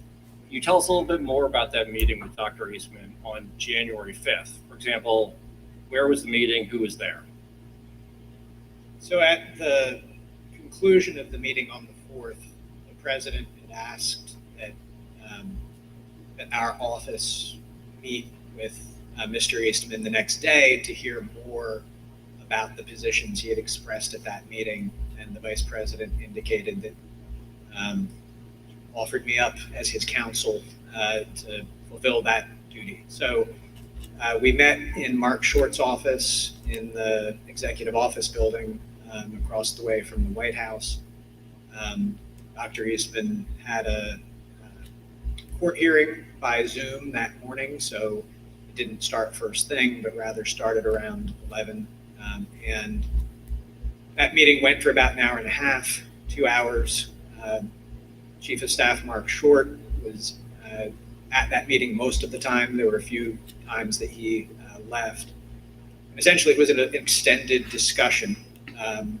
What most surprised me about that meeting was that when Mr. Eastman came in, he said, "I'm here to request that you reject the electors." So on the 4th, that had been the path that he had said, "I'm not recommending that you do that." But on the 5th, he came in and expressly requested that. And I grabbed a notebook as I was heading into the meeting. I didn't hear much new from him to record, but that was the first thing I recorded in my notes was request that the VP reject. Just to be clear, you're saying that Dr. Eastman urged the vice president to adopt the very same approach that Dr. Eastman appeared to abandon in the Oval Office meeting with the president the day before. Is that correct? He had recommended against it the evening before, and then on the 5th came in, and I think it was probably his first words after introductions and as we sat down were, "I'm here to request that you reject the electors in the disputed states." You referenced a moment ago some handwritten notes, which you've provided to the Select Committee. I'd now like to show you those notes. As you can see, you wrote there at the top, the writing's a little bit faint in the copy, but you wrote, "Requesting VP reject." Does that accurately reflect what Dr. Eastman asked of you in your meeting on January 5th? Yes. What was your reaction when Dr. Eastman said on January 5th that he was there to ask the Vice President of the United States to reject electors at the joint session of Congress? I was surprised because I had viewed it as one of the key concessions that we had secured the night before from Mr. Eastman that he was not recommending that we do that. So what did you say to him? Well, as I indicated, to some extent it simplified my task because there are more procedural complexities to the send it back to the states point of view. And I actually had spent most of my evening the night before writing a memorandum to the Vice President explaining all of the specific provisions of the Electoral Count Act that plan would violate. So instead, since he was pushing the sort of robust unilateral power theory, I've already walked the committee through the discussions that we had. I started out with our points of commonality, or what I thought were our points of commonality. We're conservatives, we're small government people, we believe in originalism as the means by which we're going to interpret this. So we walked through the text, we walked through the history. The committee had shown footage, Mr. Eastman on the stage on the 6th, claiming that Jefferson supported his position, and a historical example of Jefferson. In fact, he conceded in that meeting Jefferson did not at all support his position, that in the election of 1800, there had been some small technical defect with the certificate in Georgia. It was absolutely undisputed that Jefferson had won Georgia. Jefferson did not assert that he had any authority to reject electors. He did not assert that he had any authority to resolve any issue during the course of that. And so he acknowledged by the end that there was no historical practice whatsoever that supported his position. He had initially tried to push examples of Jefferson and Adams. He ultimately acknowledged they did not work. As we've covered, he acknowledged it would lose, and I know in the Supreme Court. He again tried to say, but I don't think the courts will get involved in this. They'll invoke the political question doctrine. And so if the courts stay out of it, that will mean that we'll have the 10 days for the states to weigh in and resolve it. And then they'll send back the Trump slates of electors, and the people will be able to accept that.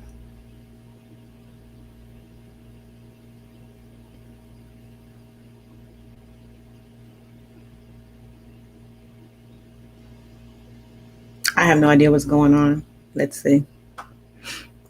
I expressed my vociferous disagreement with that point. I did not think that this was a political question. Among other things, if the courts did not step in to resolve this, there was nobody else to resolve it. You would be in a situation where you have a standoff between the President of the United States and, counterfactually, the Vice President of the United States, saying that we've exercised authorities that constitutionally we think we have, by which we have deemed ourselves the winners of the election. You would have an opposed House and Senate disagreeing with that. You would have state legislatures that, to that point, Republican leaders across those legislatures had put out statements, and we collected these for the Vice President as well, that the people had spoken in their states and that they had no intention of reversing the outcome of the election. Mm-hmm. We did receive some signed letters that Mr. Eastman forwarded us by minorities of leaders in those states, but no state had any legislative house that indicated that it had any interest in it. So you would have had just an unprecedented constitutional junk ball situation with that standoff. And as I expressed to him, that issue might well then have to be decided in the streets. Because if we can't work it out politically, we've already seen how charged up people are about this election. And so it would be a disastrous situation to be. So I said, I think the courts will intervene. I do not see a commitment in the Constitution of the question whether the Vice President has that authority to some other actor to resolve. There's arguments about whether Congress and the Vice President jointly have a constitutional commitment to generally decide electoral vote issues. I don't think that they have any authority to object or reject them. I don't see it in the 12th Amendment, but nonetheless. And I concluded by saying, John, in light of everything that we've discussed, can't we just both agree that this is a terrible idea? And he couldn't quite bring himself to say yes to that, but he very clearly said, well, yeah, I see we're not going to be able to persuade you to do this. And that was how the meeting concluded. You just described a terrifying scenario. Sounds like it could have been chaos under the Eastman approach. You even described it as it potentially could be decided in the streets. You described several concessions that Dr. Eastman made throughout that discussion or even debate that you had with him. At some point during that meeting on January 5th, Dr. Eastman seemed to admit that both of the theories that he had presented to the United States the day before.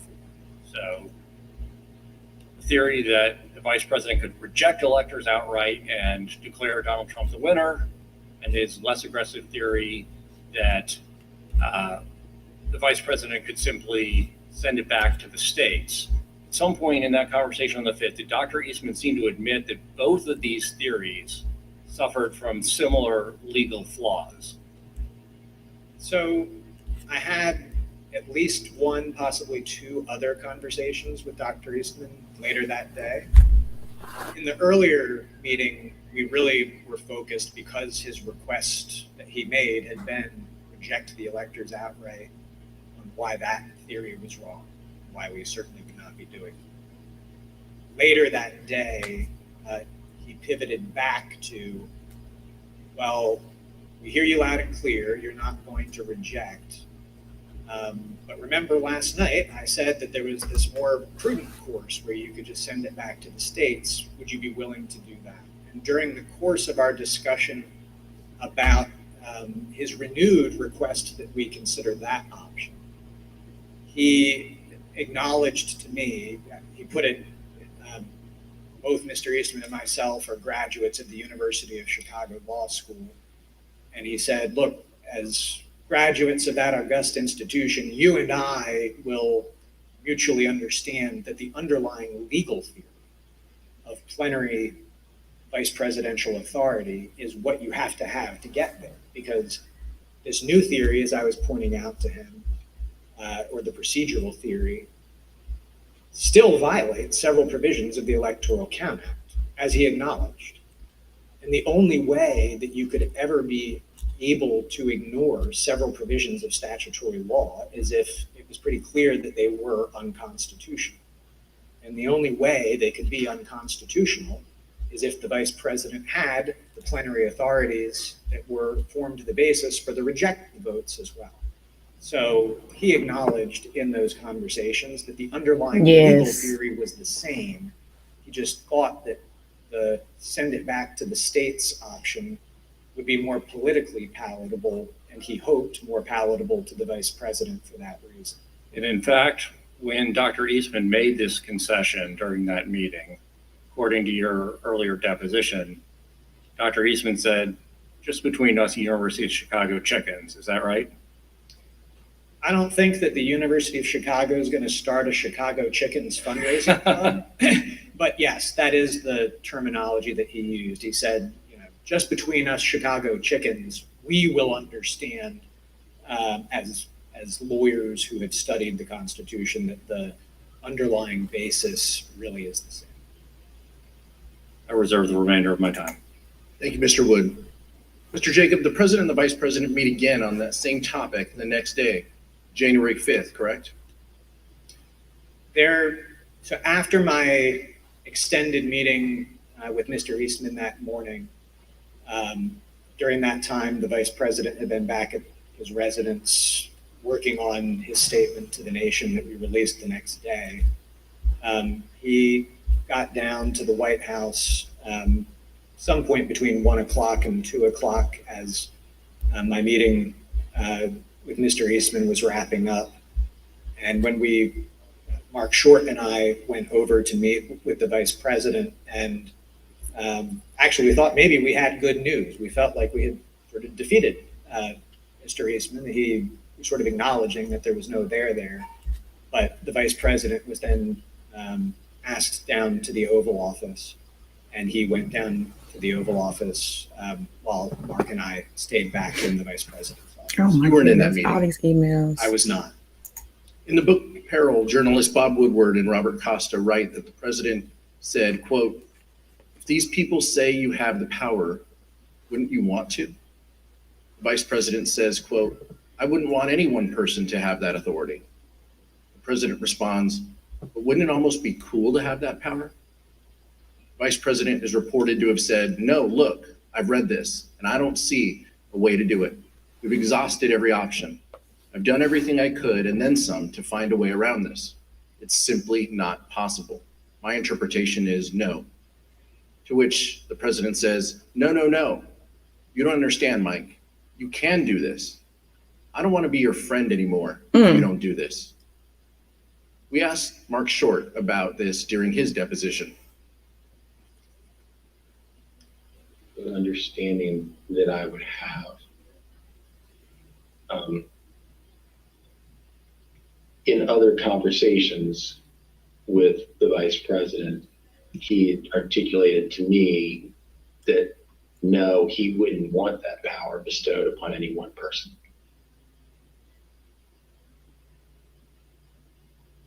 Mr. Jacob, did you, Mr. Short, and the vice president have a call later that day again with the president and Dr. Eastman?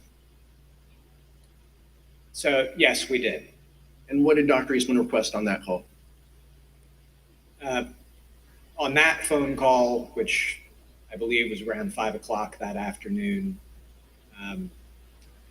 Mr. Eastman stated that he had heard us loud and clear that morning. We were not going to be rejecting electors, but would we be open to considering the other course that we had discussed on the 4th, which would be to suspend the joint session and request that state legislatures re-examine certification of the electoral votes. That same day, January 5th, the New York Times ran a story about the disagreement between the president and the vice president about whether the vice president could determine the outcome of the election. Even though the New York Times story was indisputably correct, Donald Trump denied it. Trump issued a statement claiming that the vice president had agreed that he could determine the outcome of the election, despite the fact that the vice president had consistently rejected that position. Let's look at what the president said in his statement. Quote, "The New York Times report regarding comments Vice President Pence supposedly made to me today is fake news. He never said that. The vice president and I are in total agreement that the vice president has the power to act." Mr. Jacob, how did the vice president's team react to this statement from the president that the vice president could take an active role in determining the winner of the presidential election?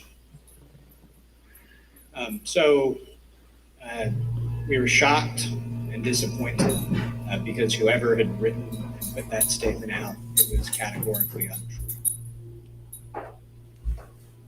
Vice President's Chief of Staff Mark Short had an angry phone call with Trump campaign senior advisor Jason Miller about this statement. Here's what Mr. Short and Mr. Miller told the committee about that call. Tell me about the conversation you had, Jason. It was pretty, I was irritated and expressed displeasure that a statement that could have gone out that misrepresented the vice president's viewpoint without consultation. The statement says the vice president and I are in total agreement that the vice president has the power to act. Is that incorrect? I think the record shows that that's incorrect. Yeah. We've been through many documents that clarify that this is not where the vice president was. Right. So essentially, the president's sending out a baldly false statement about being in alignment, reported alignment with the vice president, despite all of the predicates that you indicated had gone before about their respective positions. Is that effectively what happened? I interpret the statement as false. I'll let you figure out who sent it out. When Mark Short contacted you, he was upset. Is that what you said? He clearly was not pleased. Tell us what he said. What's the process for putting out a statement for a meeting where only 2 people were in the room? Did he ask you to retract the statement? No, I think it went right to what's the process for putting out a statement for a meeting when only 2 people were in the room.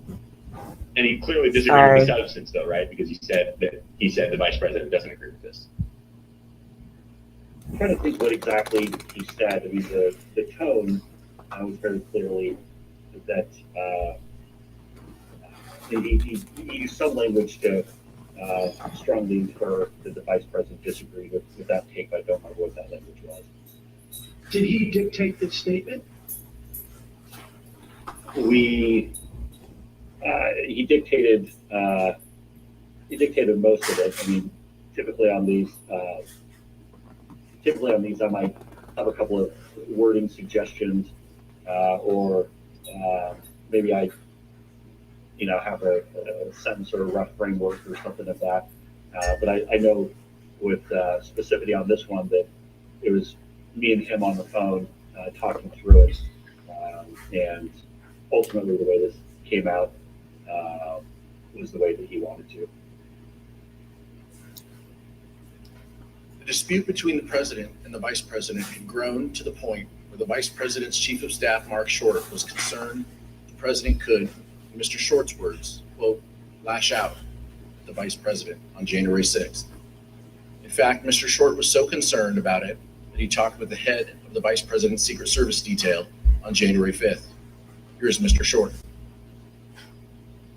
Concern was for the vice president's security, and so I wanted to make sure the head of the vice president's Secret Service was aware that that likely, as these disagreements became more public, that the president would lash out in some way. After the recess, we will hear that Mark Short's concerns were justified. The vice president was in danger. Mr. Chairman, I reserve. Pursuant to the order of the committee today, the chair declares the committee in recess for a period of approximately 10 minutes. And with that, the chairman of the House Select Committee on January the 6th does announce a short break. 10 minutes, he just said, and this is after we've heard a little over an hour and a half of remarkable testimony from just a few people close to former Vice President Pence about the pressure he was under, relentless pressure from former President Trump and from a lawyer advising former President Trump, John Eastman, to in some way not go ahead with his role, his responsibility on January the 6th, and that is to open an envelope and then proceed with the announcement of counting the electoral votes. And we all know what happened after that. Right now, I'm joined by Jessica. This is Judy Woodruff, PBS NewsHour special coverage. I'm joined by Jessica Huseman, Executive Director of VoteBeat. It's a nonprofit news organization focused on elections and voting. And Derek Muller, he's a law professor at the University of Iowa and a nationally recognized scholar in the field of election law. Derek Muller, I'm going to start with you because we've heard a lot of detail over the last hour and a half or so about what the Constitution says and the 12th Amendment to the Constitution, a little bit about the Electoral Reform Act, and back and forth about whether there's ambiguity. But the bottom line is the then Vice President Pence was saying there was no room, no space, no interpretation that would allow him to overturn the legal results of this election. That's right. For a very long time, it's been understood that Congress is the one that counts votes, Congress resolves disputes, and the vice president's role is largely ceremonial, overseeing that ceremony, opening the certificates, and handing them over to be counted by Congress. So there are some places where you can look, and the vice president has, by unanimous consent or no one in Congress objected to it, done some things to move the proceedings along. But the notion that the vice president unilaterally has this authority is something that we just don't see in history, as Greg Jacob testified to. And they did talk about that in some detail with the retired federal appellate judge, Michael Ludig, who did cite situations in the past where presidents. Okay, so what we learned here, turn this down, all these emails coming through. So what we learned here is that Eastman, who was the lawyer, right, was basically pushing or agreeing with Trump and trying to push the Mike Pence had done what President Trump wanted him to. And try to push the narrative that Trump had won the election or the election was stolen, right? So they wanted Pence to say that the election was stolen, when we all know that wasn't true. And also Mike Pence knew it wasn't true. So then you have Mr. Jacob and you have the judge Lutig, who is basically saying you can't do that. This is not legal. In 230 years, this has never happened. But Trump wanted to break these traditions of the American tradition because Trump, like I said, does not care about America, nor does he. He gets the concept. He thought he could get there and be this, you know, he could have his way. He really thought that, that because he was president, he could just make things happen. Hey, Levon. So it's very, first of all, number one, for me, I find it very scary that you have these old men like Eastman, like Giuliani, knew the rules of the law, Mo Walker. Exactly. They knew that this can't happen. This is impossible. This can't happen, should not happen, and it's not the laws of this country. Because like you said earlier, we are a democracy. One man cannot make a decision for a whole country of people, because this is not a dictatorship. But they knew that going in. He knew that going in. Trump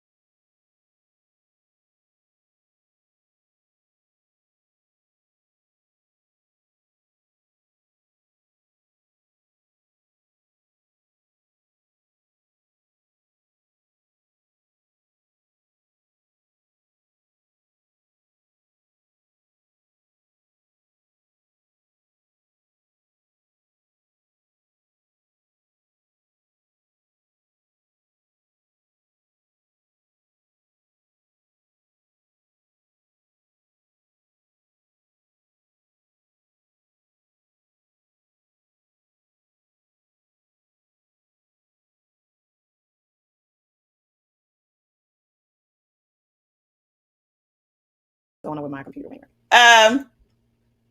Hold on, guys. Technical difficulties.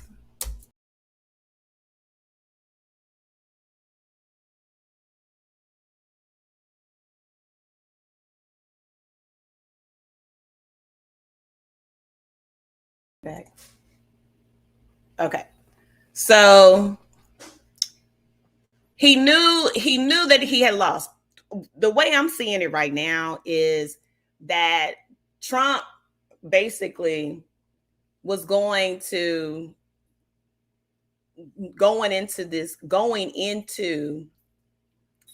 the election. Had he lost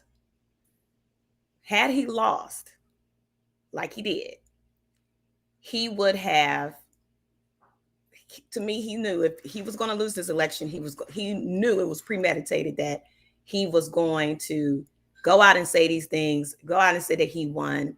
This is a rigged election. He had already planned it out back in December. This is the way I'm seeing it. This all unfold right now. Donald Trump should not be allowed to run for president ever again. Yes, they wanted to, and I believe that too, Mo Walker, that he wanted to start this civil war, or get his followers to, get out here and start this civil war. Like I said, there's Barry Loudermilk had actually, who's the congressman, had actually had tours before January 6th. The day before, January 5th, he had a tour of the Capitol building. Now, the Capitol building was shut down due to C-19, but Barry Loudermilk had a tour, and they said it was like he was given a tour of the Capitol in places where they never given tours before. Like, they don't show people these areas. And those people that he showed, some of those people that he walked around in the Capitol were part of the insurrection. They were out there marching for Trump. So this is why I say a lot of this was planned out way beforehand. It was just all premeditated. And this is how I'm seeing it. I don't know how everybody else is seeing it. He should not be allowed to run for public office positions ever again. Donald Trump needs to be locked up because this dude almost started a civil war, guys. Okay. And like Mo Walker said earlier, that would have just been targets on Black people's backs. I agree with that. I totally agree with that. I mean, this is some scary ass. This is a scary situation. Very scary. So thank goodness Mike Pence said, "What do you do? I can't do that. I can't go and sign this." I'm glad they had the lawyers to come out. The judge and Mr. Jacobs say that you can't do this. Yes, we would have been soft targets. Exactly. You can't go out here and do this. This is not constitutional. But yet, John Eastman, knowing better, and Giuliani, knowing better, allowed for this to happen. So to me, it's just like they were trying to start something. And from what my understanding was, if they pushed this agenda, it would have started a civil war, martial law. He could have,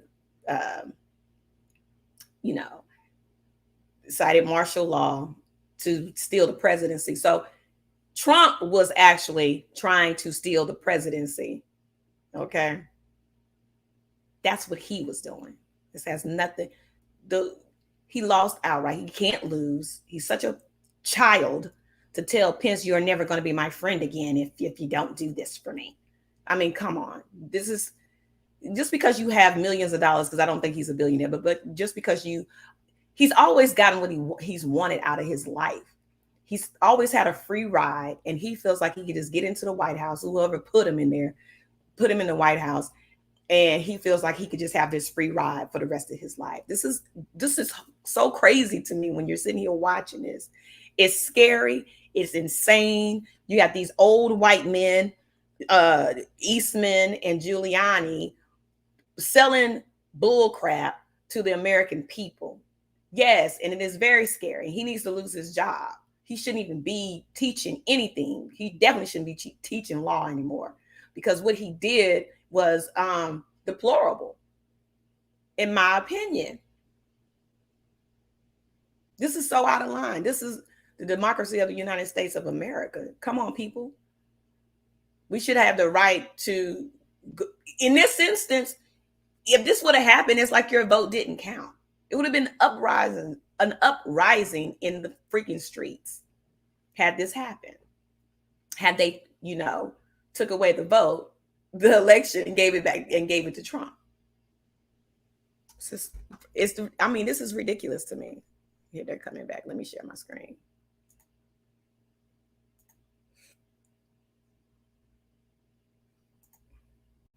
And please, I'm sorry about the technical difficulties I'm having right now. This is crazy.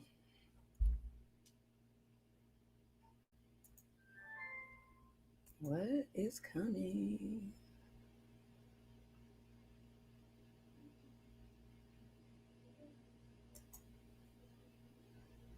Hold on, guys.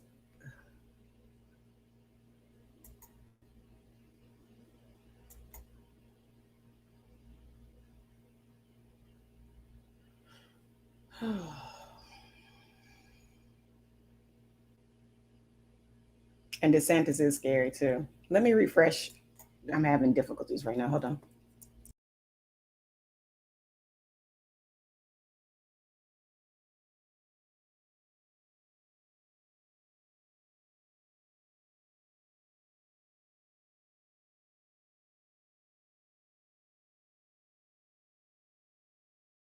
Vice President consistently told the president that he did not have and would not want the power to decide the outcome of the presidential election. Donald Trump continued to pressure the vice president, both publicly and privately. As you will hear Things reached a boiling point on January 6th, and the consequences were disastrous. In the middle of the night, on January 5th, into the morning of the 6th, around 1 a.m., President Trump tweeted at the Vice President, meaning that the comments in response to the President's tweet would also show up on the Vice President's Twitter feed.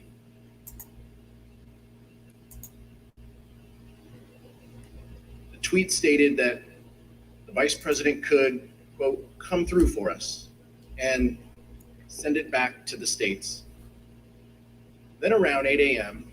on January 6th, President Trump again tweeted, this time to say that the Vice President could send it back to the states and, quote, we win. And that this is the time for extreme courage.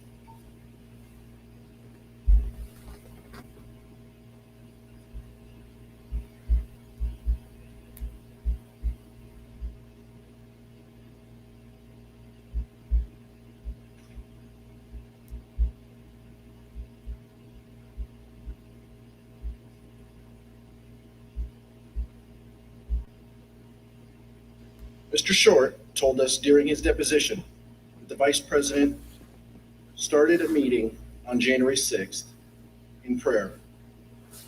Here is what Mr. Short said. Arrived at the Vice President's residence. As would often be the case, I recall that knowing it would be an important day, we gathered in prayer, and often that would be something the staff member would lead. So it would have just been at that time, I believe, the Vice President, myself, Greg, and Chris, and we would have just asked for guidance and wisdom, knowing that the day was going to be a challenging one. Mr. Jacob, did you go to the Vice President's residences on the morning of January 6th? Yes. Who else was with you? Mark Short, Devin O'Malley, our communications director, and Chris Hodgson, our legislative affairs director. And did the Vice President have a call with the President that morning? He did. Were you with the Vice President during the call? So we had been putting the Vice President had finalized his statement overnight. We were in the process of proofing it so that we could get that out. And we were told that a call had come in from the President. The Vice President stepped out of the room to take that call, and no staff went with him. The President had several family members with him in the Oval that morning for that call. I'd like to show you what they and others told the Select Committee about that call, along with never-before-seen photographs of the President on that call from the National Archives. When I got in, somebody called me and said that the family, were in the Oval, and do I want to come up? So I went upstairs. And who do you recall being in the Oval Office? Don Jr., Eric, Laura, Kimberly, I believe Meadows was there. At some point, Ivanka came in. It wasn't a specific, formal discussion. It was very sort of loose and casual. So then you said at some point there's a telephone conversation between the President and the Vice President, is that correct? Yes. When I entered the office the second time, he was on a telephone with who I later found out to be was the Vice President. Could you hear the Vice President or only hear the President's end? Only heard the President's end. At some point it started off as a calmer tone and everything, and then became heated. The conversation was pretty heated. I think till it became somewhat, louder tone. I don't think anyone was paying attention to it initially. Did you hear any part of the phone call, even if just the end that the President was speaking from? I did, yes. All right, and what did you hear? So as I was dropping off the note, I remember hearing the word wimp. Either he called him a wimp. I remember he said, "You are a wimp, you'll be a wimp." Wimp is the word I remember. It's also been reported that the President said to the Vice President that something to the effect of, you don't have the courage to make a hard decision. Worse, I don't remember exactly either, but something like that. Yeah. Do you, You're not tough enough to make the call. It was a different tone than I'd heard him take with the vice president before. Did Ms. Trump share with you any more details about what had happened, or any details about what had happened in the Oval Office that morning? That her dad had just had an upsetting conversation with the vice president. Do you recall anything about her demeanor, either during the meeting or when you encountered her in Dan Scavino's office? I don't remember specifically. I mean, I think she was uncomfortable over the fact that there was obviously that type of interaction between the two of them. Something to the effect, the wording's wrong. I made the wrong decision 4 or 5 years ago. And the word that she relayed to that the president called the vice president, I apologize for being impolite, but do you remember what she said her father called him? The P word.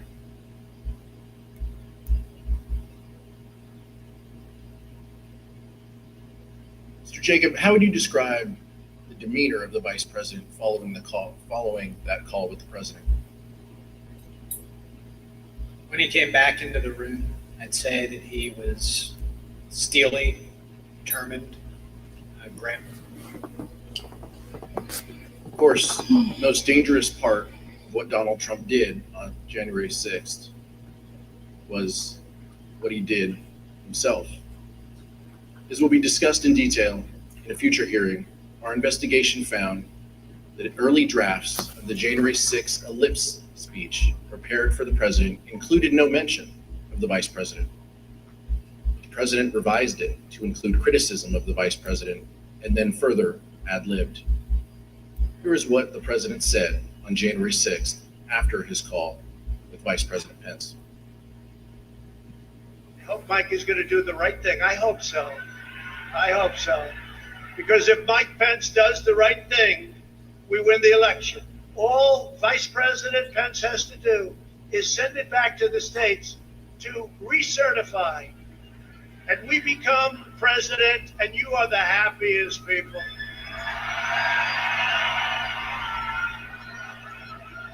And I just spoke to Mike. I said, Mike, that doesn't take courage. What takes courage is to do nothing. That takes courage. And then we're stuck with a president who lost the election by a lot. And we have to live with that for 4 more years. We're just not going to let that happen. And Mike Pence is going to have to come through for us. And if he doesn't, that will be a sad day for our country. And they want to recertify their votes. They want to recertify.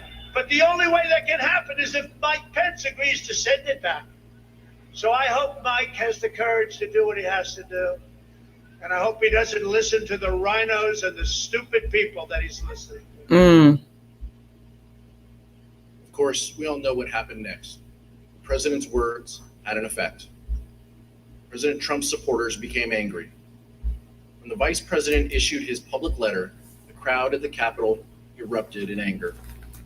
The rioters who had erected makeshift gallows began chanting, "Hang Mike Pence."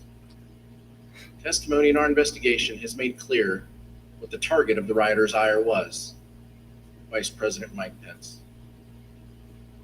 The rioters breached the Capitol at 2:13 p.m.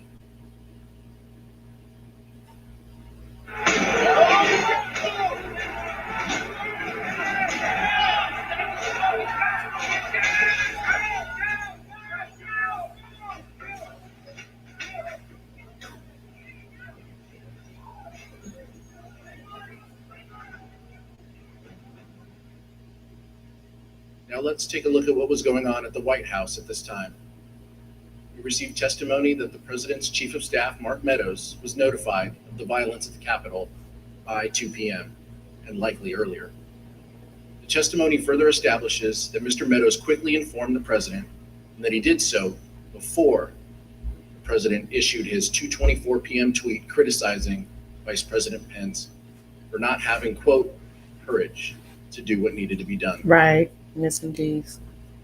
Here's what the president wrote in his 2:24 p.m. tweet while the violence at the Capitol was going on. And here is what the rioters thought. Nothing but a traitor, and he deserves to burn with the rest of them. So this all escalated after Pence. What happened to Pence? Pence didn't do what we wanted. Pence voted against Trump. Okay, and that's when all this started? Yep, that's when we marched on the Capitol. We've been shot at with rubber bullets, tear gas. We just heard that Mike Pence is not going to reject any fraudulent electoral vote.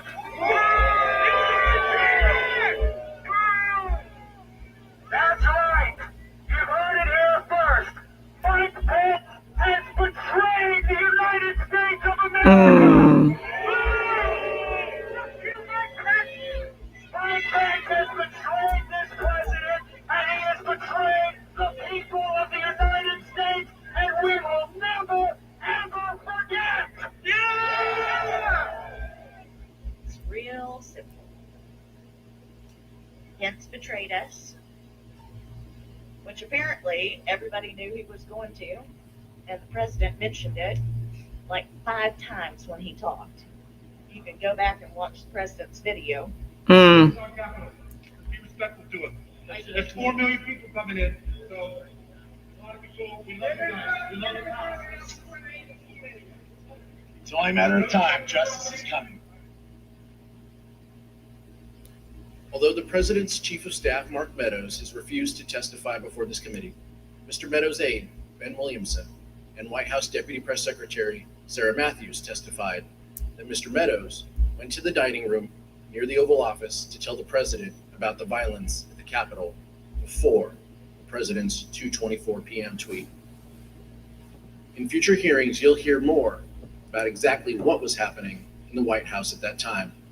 But here is what some White House staff told the Select Committee.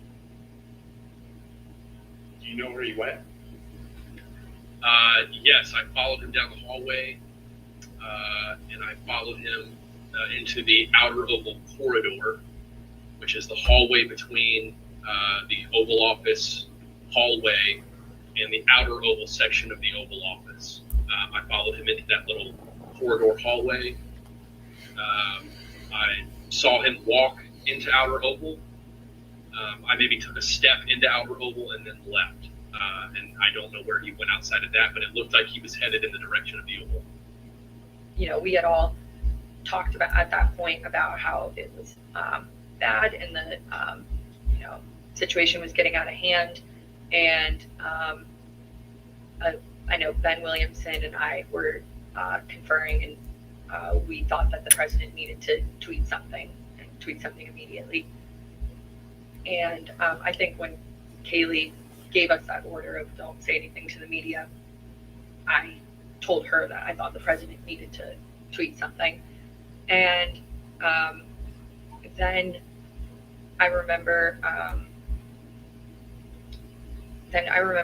getting a notification on my phone, and I was sitting in a room with Roma and Ben, and we all got a notification. So we knew it was a tweet from the president, and we looked down, and it was a tweet about Mike Pence. I believe I had sent him a text saying that we may want to put out some sort of statement because the situation was getting a little hairy over at the Capitol. And A little that was hairy. common for after I would text him, I would just go down and see him in person. You went down to speak with Mark Meadows after this. What was that conversation? Very brief. I went down and told him the same thing I have in the text that I can recall. And I don't remember anything that was said between us other than I told him that. And to my recollection, he immediately got up and left his office.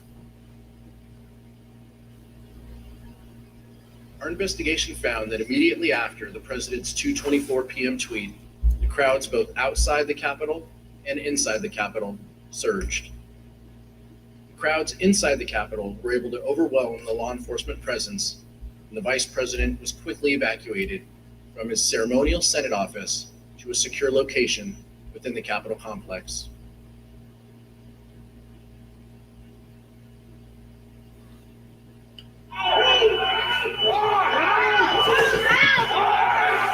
By 2:24 p.m., the Secret Service had moved Vice President Pence from the Senate chamber to his office across the hall. The noise from the rioters became audible, at which point we recognized that maybe they had gotten into the building. Then President Trump tweeted, "Mike Pence didn't have the courage to do what should have been done to protect our country and our Constitution, giving states a chance to certify a corrected set of facts, not the fraudulent or inaccurate ones which they were asked to previously certify. USA demands the truth." It was clear that it was escalating and escalating quickly. So then when that tweet, the Mike Pence tweet, was sent out, I remember us saying that that was the last thing that needed to be tweeted at that moment. The situation was already bad. And so it felt like he was pouring gasoline on the fire. Yes. 30 seconds later, rioters already inside the Capitol opened the East Rotunda door just down the hall. And just 30 seconds after that, rioters breached the crypt, one floor below the Vice President. The Secret Service couldn't control the situation and do their job of keeping him safe. At 2:26 p.m., Secret Service rushed Vice President Pence down the stairs. I think they've been trying to figure out whether they had a clear route to get us to wherever it was that they wanted to move us to. We moved pretty quickly down the stairs and through various hallways and tunnels to the secure location. Upon arriving there was further discussion as to whether or not we were going to leave the Capitol complex or stay where we were. Vice President Pence and his team ultimately were led to a secure location where they stayed for the next 4.5 hours, barely missing rioters a few feet away. Wow. Approximately 40 feet. That's all there was. 40 feet between Vice President and the mob. Mr. Jacob, you were there, seeing that for the first time.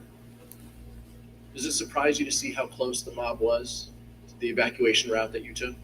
The 40 feet is the distance from BDU, roughly. I could hear the din of the rioters in the building while we moved, but I don't think I was aware that they were as close as that. Make no mistake about the fact that the Vice President's life was in danger. A recent court filing by the Department of Justice explains that a confidential informant from the Proud Boys told the FBI the Proud Boys would have killed Mike Pence if given a chance. This witness, whom the FBI affidavit refers to as W1, stated that other members of the group talked about things they did that day, and they said that anyone they got their hands on, they would have killed, including Nancy Pelosi. Wow. W1 further stated that members of the Proud Boys said that they would have killed Mike Pence if given a chance. We understand that congressional leaders and others were evacuated from the Capitol complex during the attack. We'd like to show you what happened after the Vice President was evacuated from the Senate. Select Committee has obtained never-before-seen photos from the National Archives that show Vice President Pence sheltering in a secure underground location as rioters overwhelmed the Capitol. At 4:19 p.m., Vice President Pence is seen looking at a tweet the President had just sent, a tweet asking the rioters to leave the Capitol. After 4.5 hours spent on working to restore order, the Vice President returned to the Senate floor to continue the certification of electors. So Vice President Pence was a focus of the violent attack. Mr. Jacob, did the Vice President leave the Capitol complex during the attack? He did not. Can you please explain why the Vice President refused to leave the Capitol complex? When we got down to the secure location, Secret Service directed us to get into the cars, which I did. And then I noticed that the Vice President had not. So I got out of the car that I had gotten into. And I understood that the Vice President had refused to get into the car. The head of his Secret Service detail, Tim, said, "I assure you, we're not going to drive out of the building without your permission." And the Vice President had said something to the effect of, "Tim, I know you, I trust you, but you're not the one behind the wheel. And the vice president did not want to take any chance that the world would see the vice president of the United States fleeing the United States Capitol. He was determined that we would complete the work that we had set out to do that day, that it was his constitutional duty to see through, and that the rioters who had breached the Capitol would not have the satisfaction of disrupting the proceedings beyond the day on which they were supposed to be completed. Let me see if I understand this right. You were told to get in the cars, and how many of Vice President's staff got in the cars while he did not? Most of us. During our investigation, we received testimony that while the Vice President was in a secure location within the Capitol complex, he continued the business of government. We understand that the Vice President reached out to congressional leaders, like the Acting Secretary of Defense and others, to check on their safety and to address the growing crisis. In addition, the Vice President's Chief of Staff, Mark Short, made several calls to senior government officials. Here's Mr. Short's testimony regarding his call with Representative Kevin McCarthy. He indicated that he had had some conversation. I don't recall whether it was with the president or somebody at the White House, but I think he expressed frustration that not taking the circumstances seriously as they should at that moment. So Mr. McCarthy indicated he'd been in touch with someone at the White House, and he conveyed to you that they weren't taking this as seriously as they should. You have to answer yes or no. Yes. Okay. While the Vice President made several calls to check on the safety of others, it was his own life that was in great danger. Mm-hmm. Mr. Jacob, did Donald Trump ever call the Vice President to check on his safety? He did not. Mr. Jacob, how did Vice President Pence and Mrs. Pence react to that? With frustration. Mr. Jacob, immediately before you and the Vice President were evacuated to a secure location within the Capitol, you hit send on an email to John Eastman explaining why his legal theory about the Vice President's role was wrong. You ended your email by stating that, quote, "Thanks to your bullshit, we are now under siege." We'll take a look at that email. Dr. Eastman replied, this is hard to believe, his reply back to you was, "The siege is because you and your boss," presumably referring to the Vice President of the United States, "did not do what was necessary to allow this to be aired in a public way so the American people could see for themselves what happened." Mr. Jacob, later that day, you wrote again to Dr. Eastman. Let's show that email on the screen.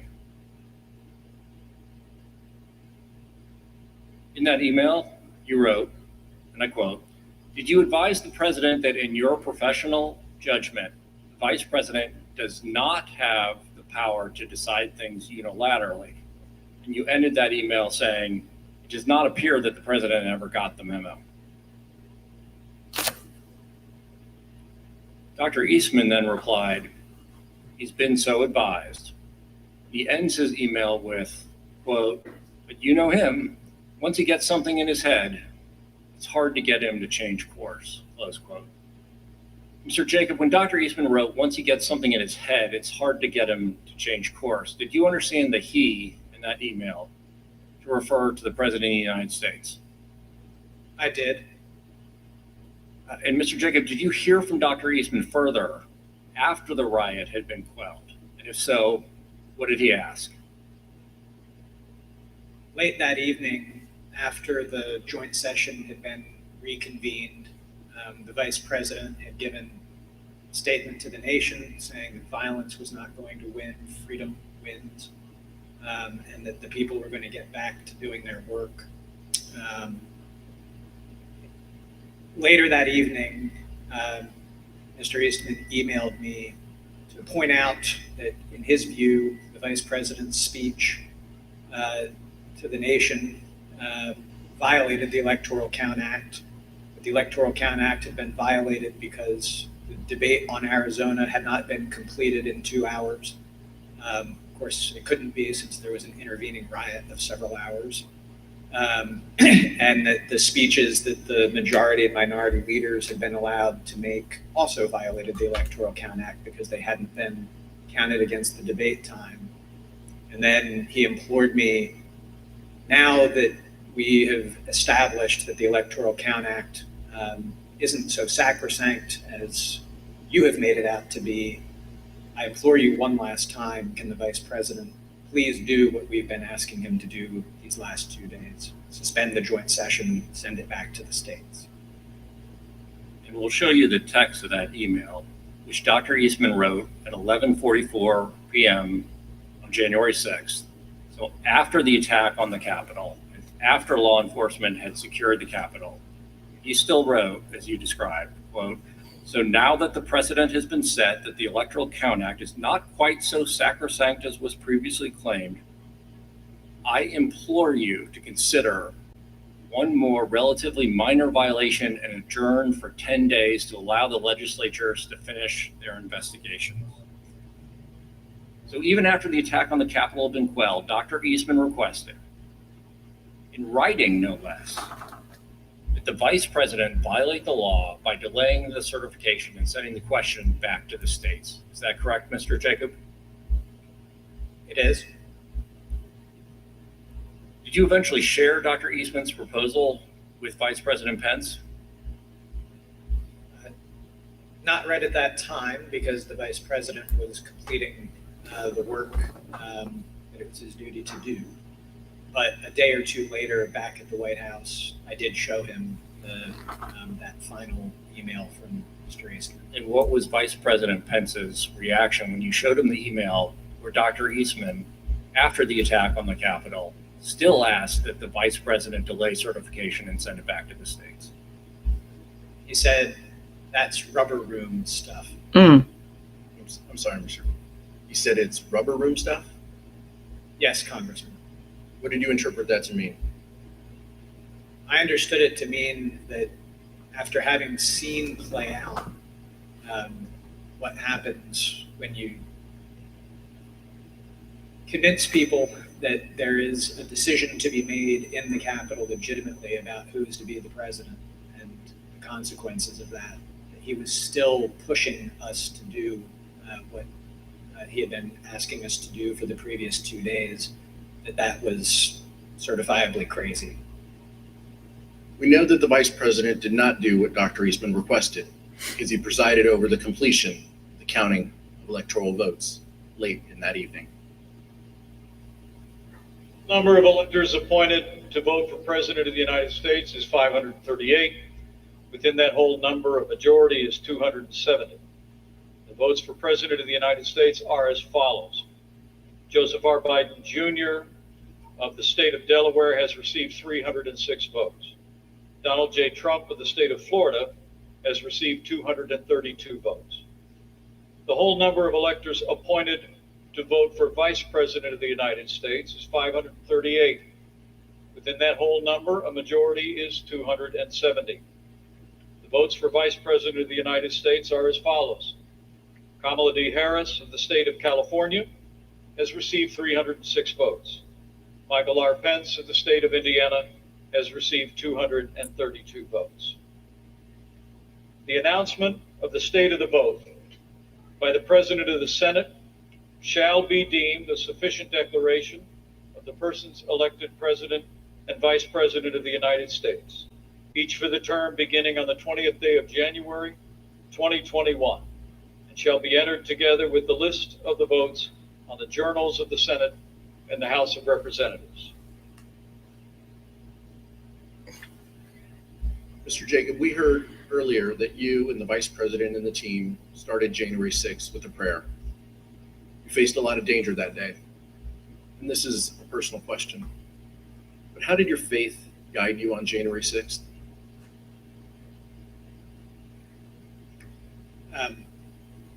My faith really sustained me through it. I, down in the secure location, pulled out my Bible, read through it, and just took great comfort. Daniel 6 was where I went, and in Daniel 6, Daniel has become the second in command of Babylon, a pagan nation, but he completely faithfully serves. He refuses an order from the king that he cannot follow, and he does his duty consistent with his oath to God. And I felt that that's what had played out that day. It spoke to you. Yes. At the end of the day, Mark Short sent the vice president a text message with a Bible verse. Here's what he told the select committee. At 3:50 in the morning, when we finally adjourned and headed our own ways, I remember texting the vice president a passage from 2 Timothy chapter 4, verse 7 about, I've fought the good fight, I've finished the race, I've kept the faith. With the prayer, and ended his day with a Bible verse. Fought the good fight, finished the race, I've kept the faith.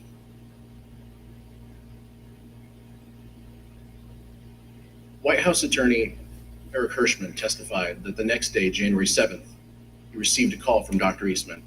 Here is Mr. Hirschman's account of that call. The day after, Eastman, I don't remember why he called me, and he texted me or called me, wanted to talk with me, and he said he couldn't reach others. And he started to ask me about something dealing with Georgia, preserving something potentially for appeal. And I said to him, are you out of your effing mind? Right? I said, I only want to hear two words coming out of your mouth from now on. Orderly transition. And I said, I don't want to hear any other effing words coming out of your mouth, no matter what, other than orderly transition. Repeat those words to me. And I screamed that eventually he said, orderly transition. I said, good, John. Now I'm going to give you the best free legal advice you're ever getting in your life. Get a great effing criminal defense lawyer. You're going to need it. And then I hung up on him. In fact, just a few days later, Dr. Eastman emailed Rudy Giuliani and requested that he be included on a list of potential recipients of a presidential pardon. Dr. Eastman's email stated, quote, I've decided that I should be on the pardon list. That is still in the works. Dr. Eastman did not receive his presidential pardon. So let's see what Dr. Eastman did as a result when he was deposed by this committee. I assert my Fifth Amendment right against being compelled to be a witness against myself. Did the Trump legal team ask you to prepare a memorandum regarding the vice president's role in the counting of electoral votes at the joint session of Congress on January 6, 2022? Yes. Dr. Eastman, did you advise the President of the United States the vice president could reject electors from 7 states and declare that the president had been reelected? Yep. Dr. Eastman, the first sentence of the memo starts off by saying 7 states have transmitted dual slates of electors to the president of the Senate. Is that statement in this memo true? Yep.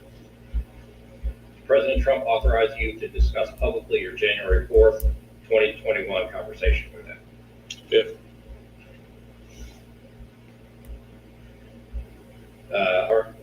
So is it your position that you can discuss in the media direct conversations you had with the President of the United States, but you will not discuss those same conversations with this committee? Yep. Dr. Eastman pled the Fifth 100 times. Finally, let's hear from a federal court judge, the only one to date who has opined on whether the president was involved in criminal activity.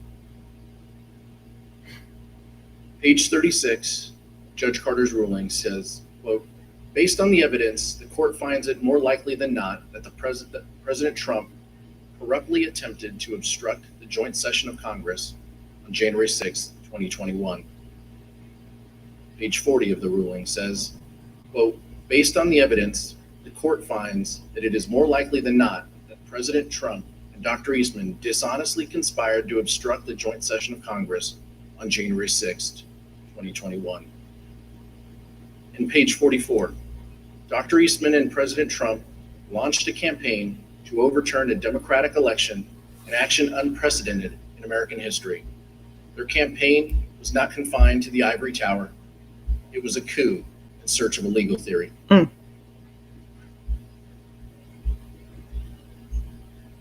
Mr. Jacob, what would have happened to our democracy if Vice President Pence had gone along with this plan and certified Donald Trump as the winner of the 2020 election? So there would have been short-term and long-term effects. The short-term I previously described, a constitutional jump ball situation, political chaos in Washington, lawsuits, and who knows what happening in the streets. And you would have had the Vice President of the United States having declared that the outcomes of these state elections were incorrect. So for all of those reasons, there would have been significant short-term consequences. But in the long term, we would have established a situation where a vice president would have asserted that one person could have the authority to determine the outcome of an election, which is antithetical to everything in our democracy.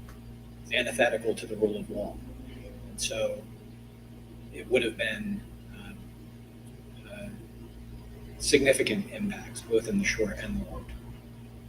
Judge Ludig, in the statement you released earlier today, you wrote that the efforts by President Trump to overturn the 2020 election were, quote, the most reckless, insidious, and calamitous failures in both legal and political judgment in American history. What did you mean by that?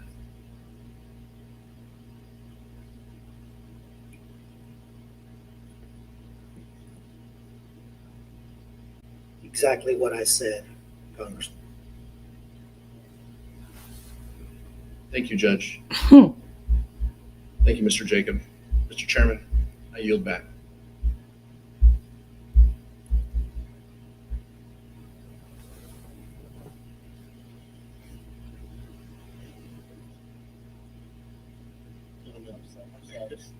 Sorry, Mr. Chairman, I want that back.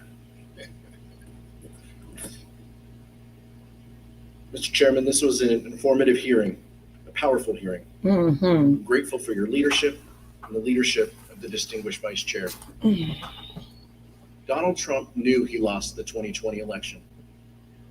He could not bring himself to participate in the peaceful transfer of power. So he latched on to a scheme that, once again, he knew was illegal.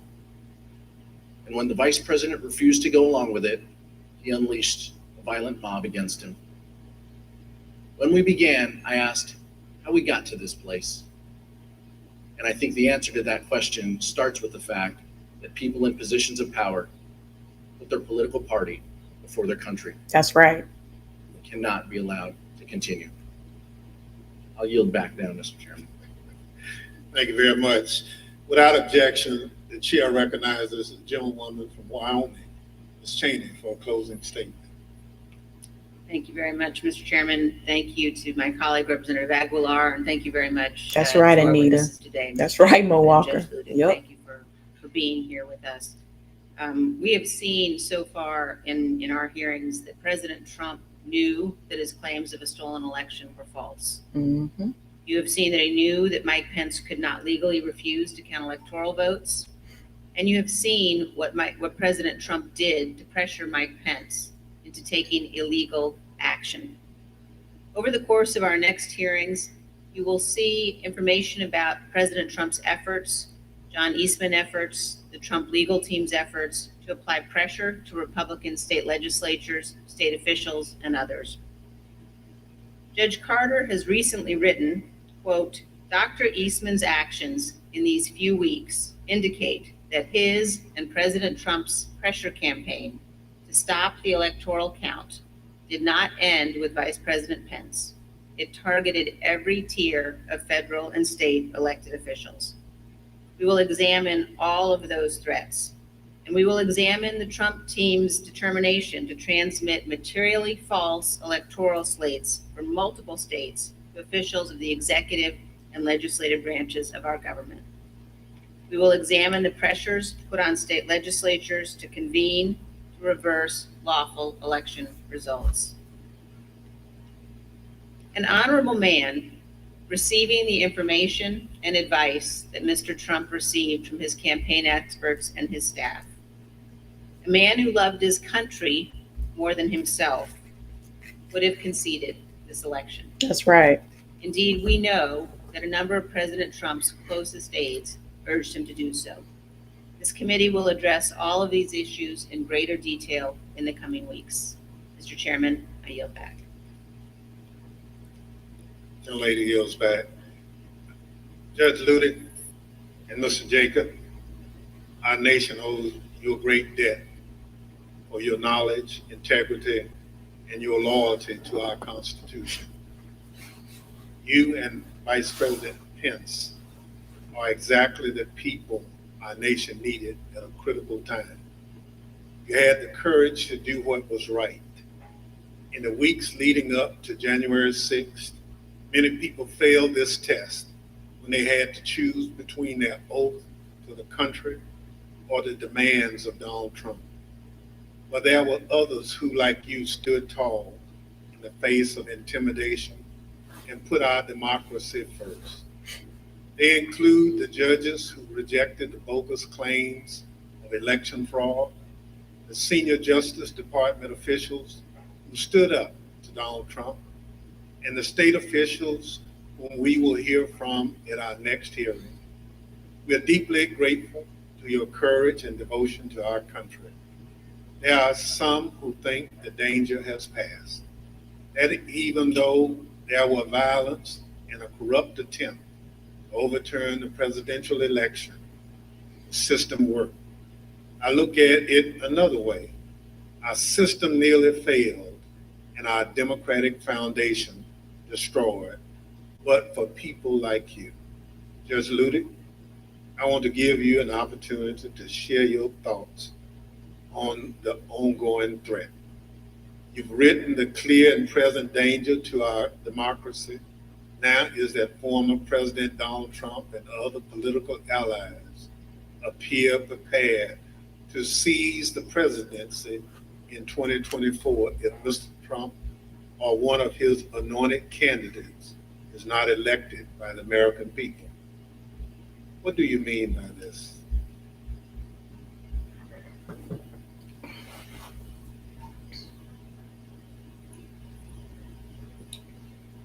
Mr. Chairman, I'm honored beyond words by your words. I was honored on January 6, 2021. Then also honored beyond words to have been able to come to the aid of Vice President Mike Pence.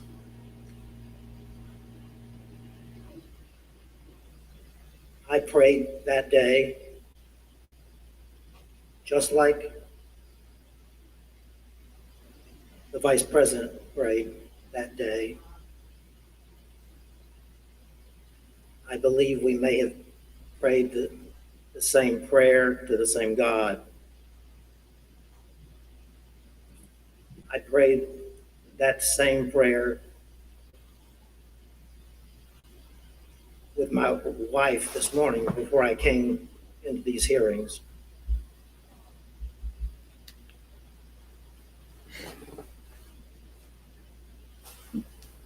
I have written, as you said,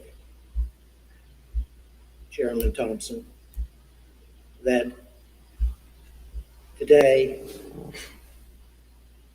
almost 2 years after that fateful day in January 2021, that still Donald Trump and his allies and supporters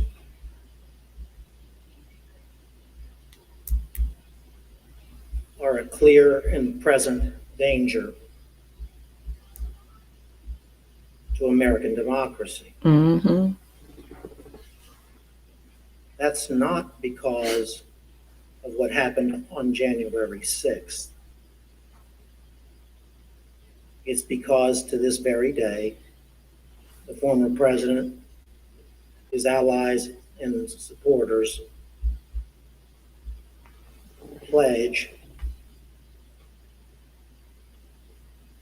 that in the presidential election of 2024, if the former president or his anointed successor as the Republican Party presidential candidate were to lose that election,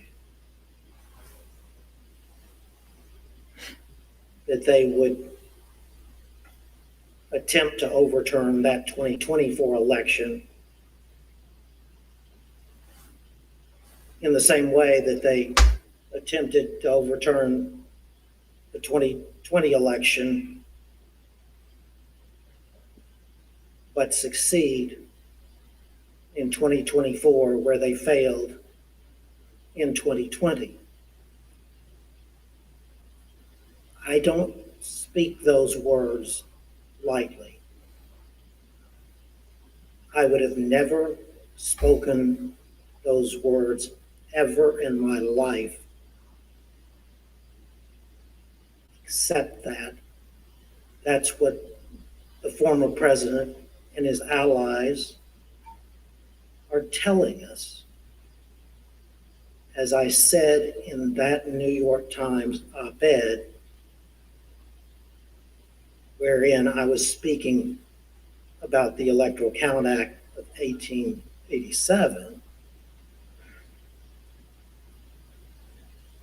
the former president and his allies are executing that blueprint for 2024 in open and plain view of the American public. I repeat, I would have never uttered one single one of those words unless the former president and his allies were candidly and proudly speaking those exact words to America. Chairman, thank you for the opportunity to appear here today for these proceedings. Thank you again, Judge Ludin. As a part of the Select Committee's charge to make recommendations that are informed by other investigative findings, we will be reviewing the views shared by Judge Ludin and other experts on potential improvements to the Electoral Count Act, among a range of other initiatives. I know the information we presented over the last week is shocking. The idea that a president of the United States would orchestrate a scheme to stay in power after the people that voted him out of office. We're able to present this information because so many witnesses have cooperated with our probe.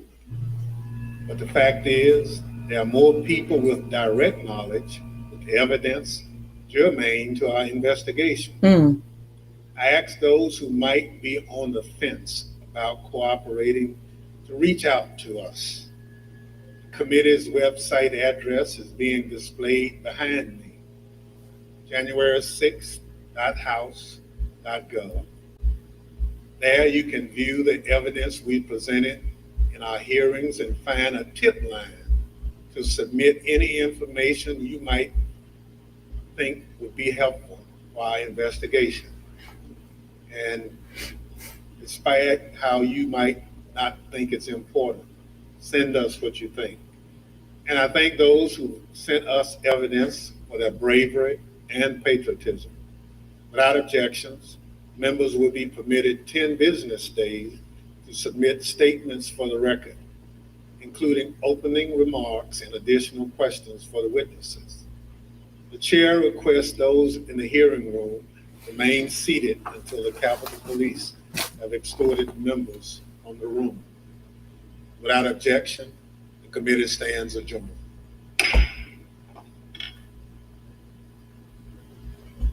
And that is the chair of the House Select Committee on January 6th. After 2.5 hours, roughly, of dramatic testimony, some of it in person, some of it on video. I'm very disturbed. I'm emotional. I'm, in my feelings right now because, thank God those insurrectionists did not get a hold to anybody or anyone in the Capitol building at the time. Those people were led to believe continuously that the election was stolen, knowing Trump, Eastman, Giuliani, knowing that that was not true. Trump should be tried for treason. Anyone else that is standing there with him that pushed this narrative, this a big lie, should be charged with treason.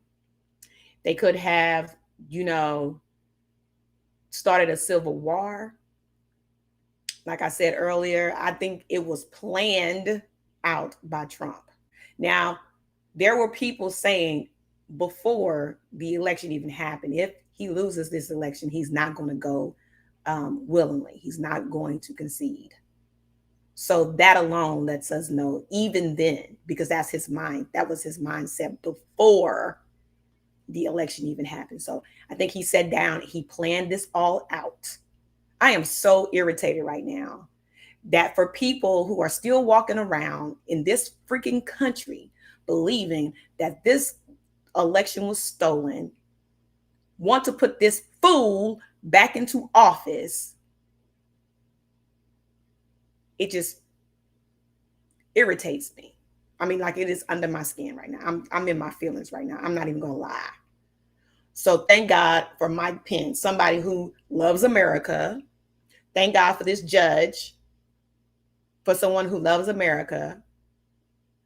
Okay. Thank God for Mr. Jacob, somebody who loves America. It's one thing to believe in the country, to believe in your religion and love your religion. I have no problems with that. I don't see anything wrong with that. That's his beliefs. If that's what they want to do, is pray all day and whatever. That's their doggone business.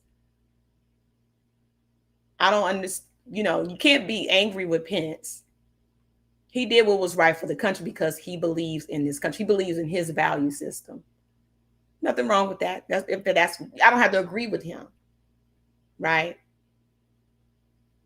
But this whole situation with this Donald Trump, this MFer, if he doesn't get charged for something, because this is treason. You try to overthrow the government. You try to have people overthrow the government, is what you just did. This is what I'm seeing from it. I'm sure if you can't see that, I don't know. I mean, put on some glasses or something. Go get your eyes checked. Belizean says, to be honest, Sonny, a lot of the cases that they have on Trump is now being dropped. Only time will tell if anything actually happens. Something has to happen. I'm not going to, I mean, if he gets away with this, I can't say how I really feel. But this is crazy. This whole thing it's disgusting. If you are a Trump supporter, you are not American. period. If you're a Trump supporter and you follow me, please unsubscribe from my channel. I don't need you over here. I don't want you over here. Unsubscribe from this channel if you are a Trump supporter. Now, normally I'd be okay with people's opinions and stuff like that, but I cannot take it. This right here, if you are sitting here watching this right now, if you're watching these hearings right now and you still support that man, I need you to go sit on somebody's freaking couch because you need help. And I said what I said in the words of Kiva. I said what I said. You need to go get some help because you are not a true American. Bottom line.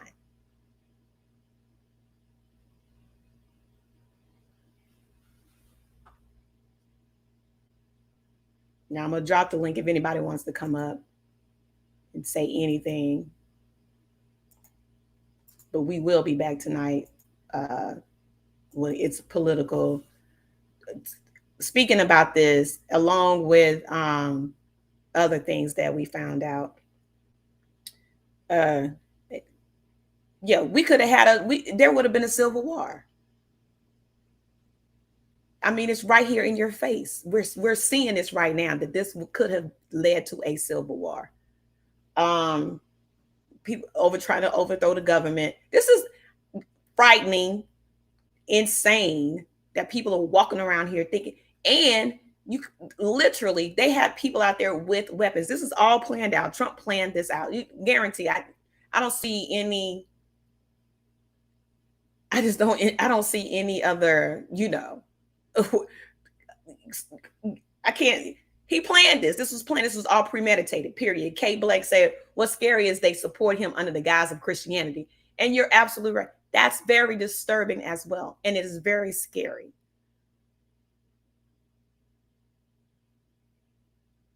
I'm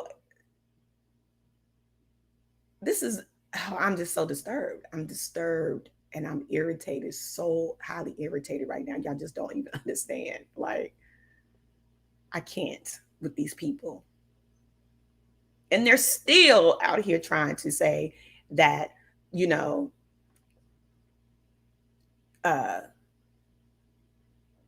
we need to recount these votes and Biden should be thrown out of office because he didn't win to know that, Trump had been told several times that this election that he lost, basically, Pence cannot, choose you, or Pence cannot say that he cannot overthrow this election. But for him to keep going out there in his little stupid rallies saying that Pence has the authority to make the change when he knew that was a bold-faced lie. That is sickening. You're lying. Trump should be tried for treason, period. Period. He should not be able to run for office again, for any office, ever. He needs to be locked up.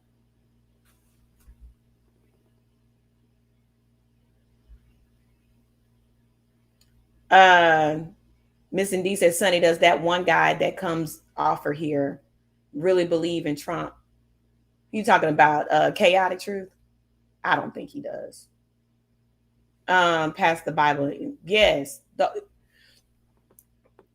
It is so, and it's very disturbing that they use the Bible, but that's how you get people caught up. This is a cult that follows this man.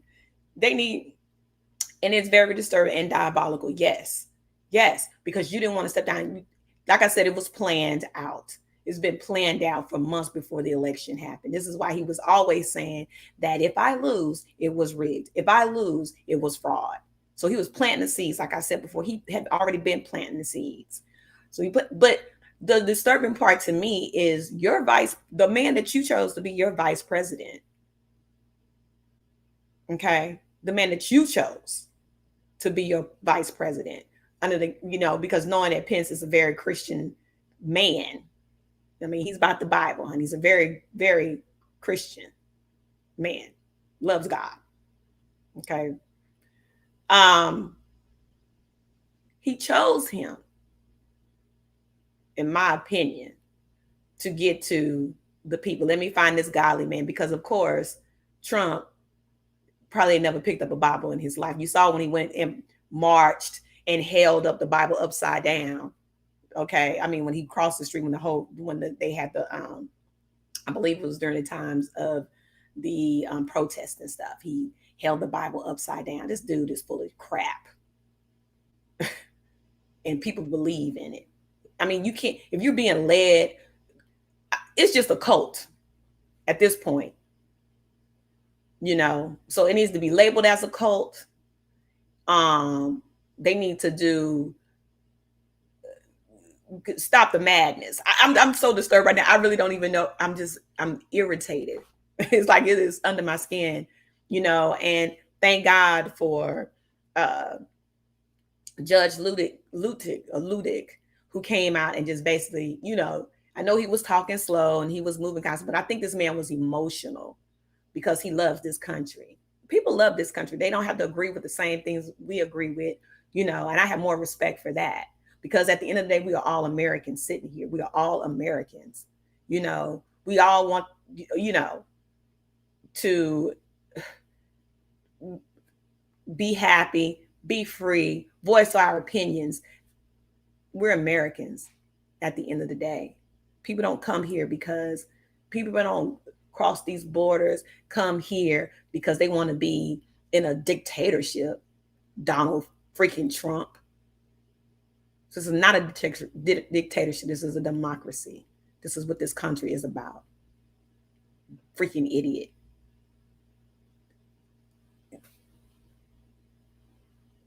People die trying to get here because they want to be free. They want to be in a democracy.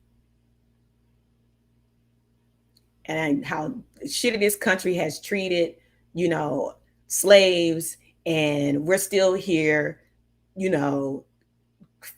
fighting for reparations and everything that comes with the bull crap.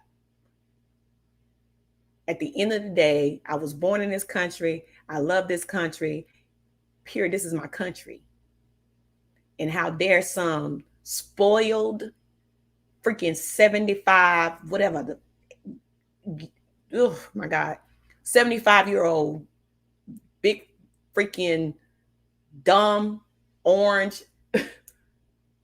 I'm trying not to go in. Fool decides that he can't get his way, that he wants to change the law to fit his freaking agenda.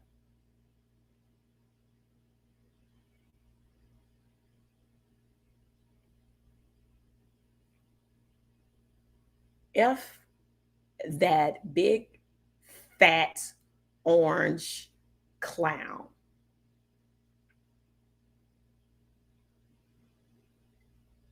Guys, I will see y'all tonight, 9 o'clock. W1 and I are going to probably go over this, talk about this, talk about like other things we have found out. I need to exhale. Okay. I'm disturbed. We'll see y'all tonight, guys. Y'all stay humble, stay in grace, and you all keep shining. Thank you for coming over here and sitting here watching this with me. We will do it again. Like I said, we'll be back here tonight at 9 o'clock to go over what we found and talk about this, recap this. And you all hit the like buttons and subscribe to the channel if you haven't already. I appreciate you guys. I love you guys. You all keep shining. Talk to you later.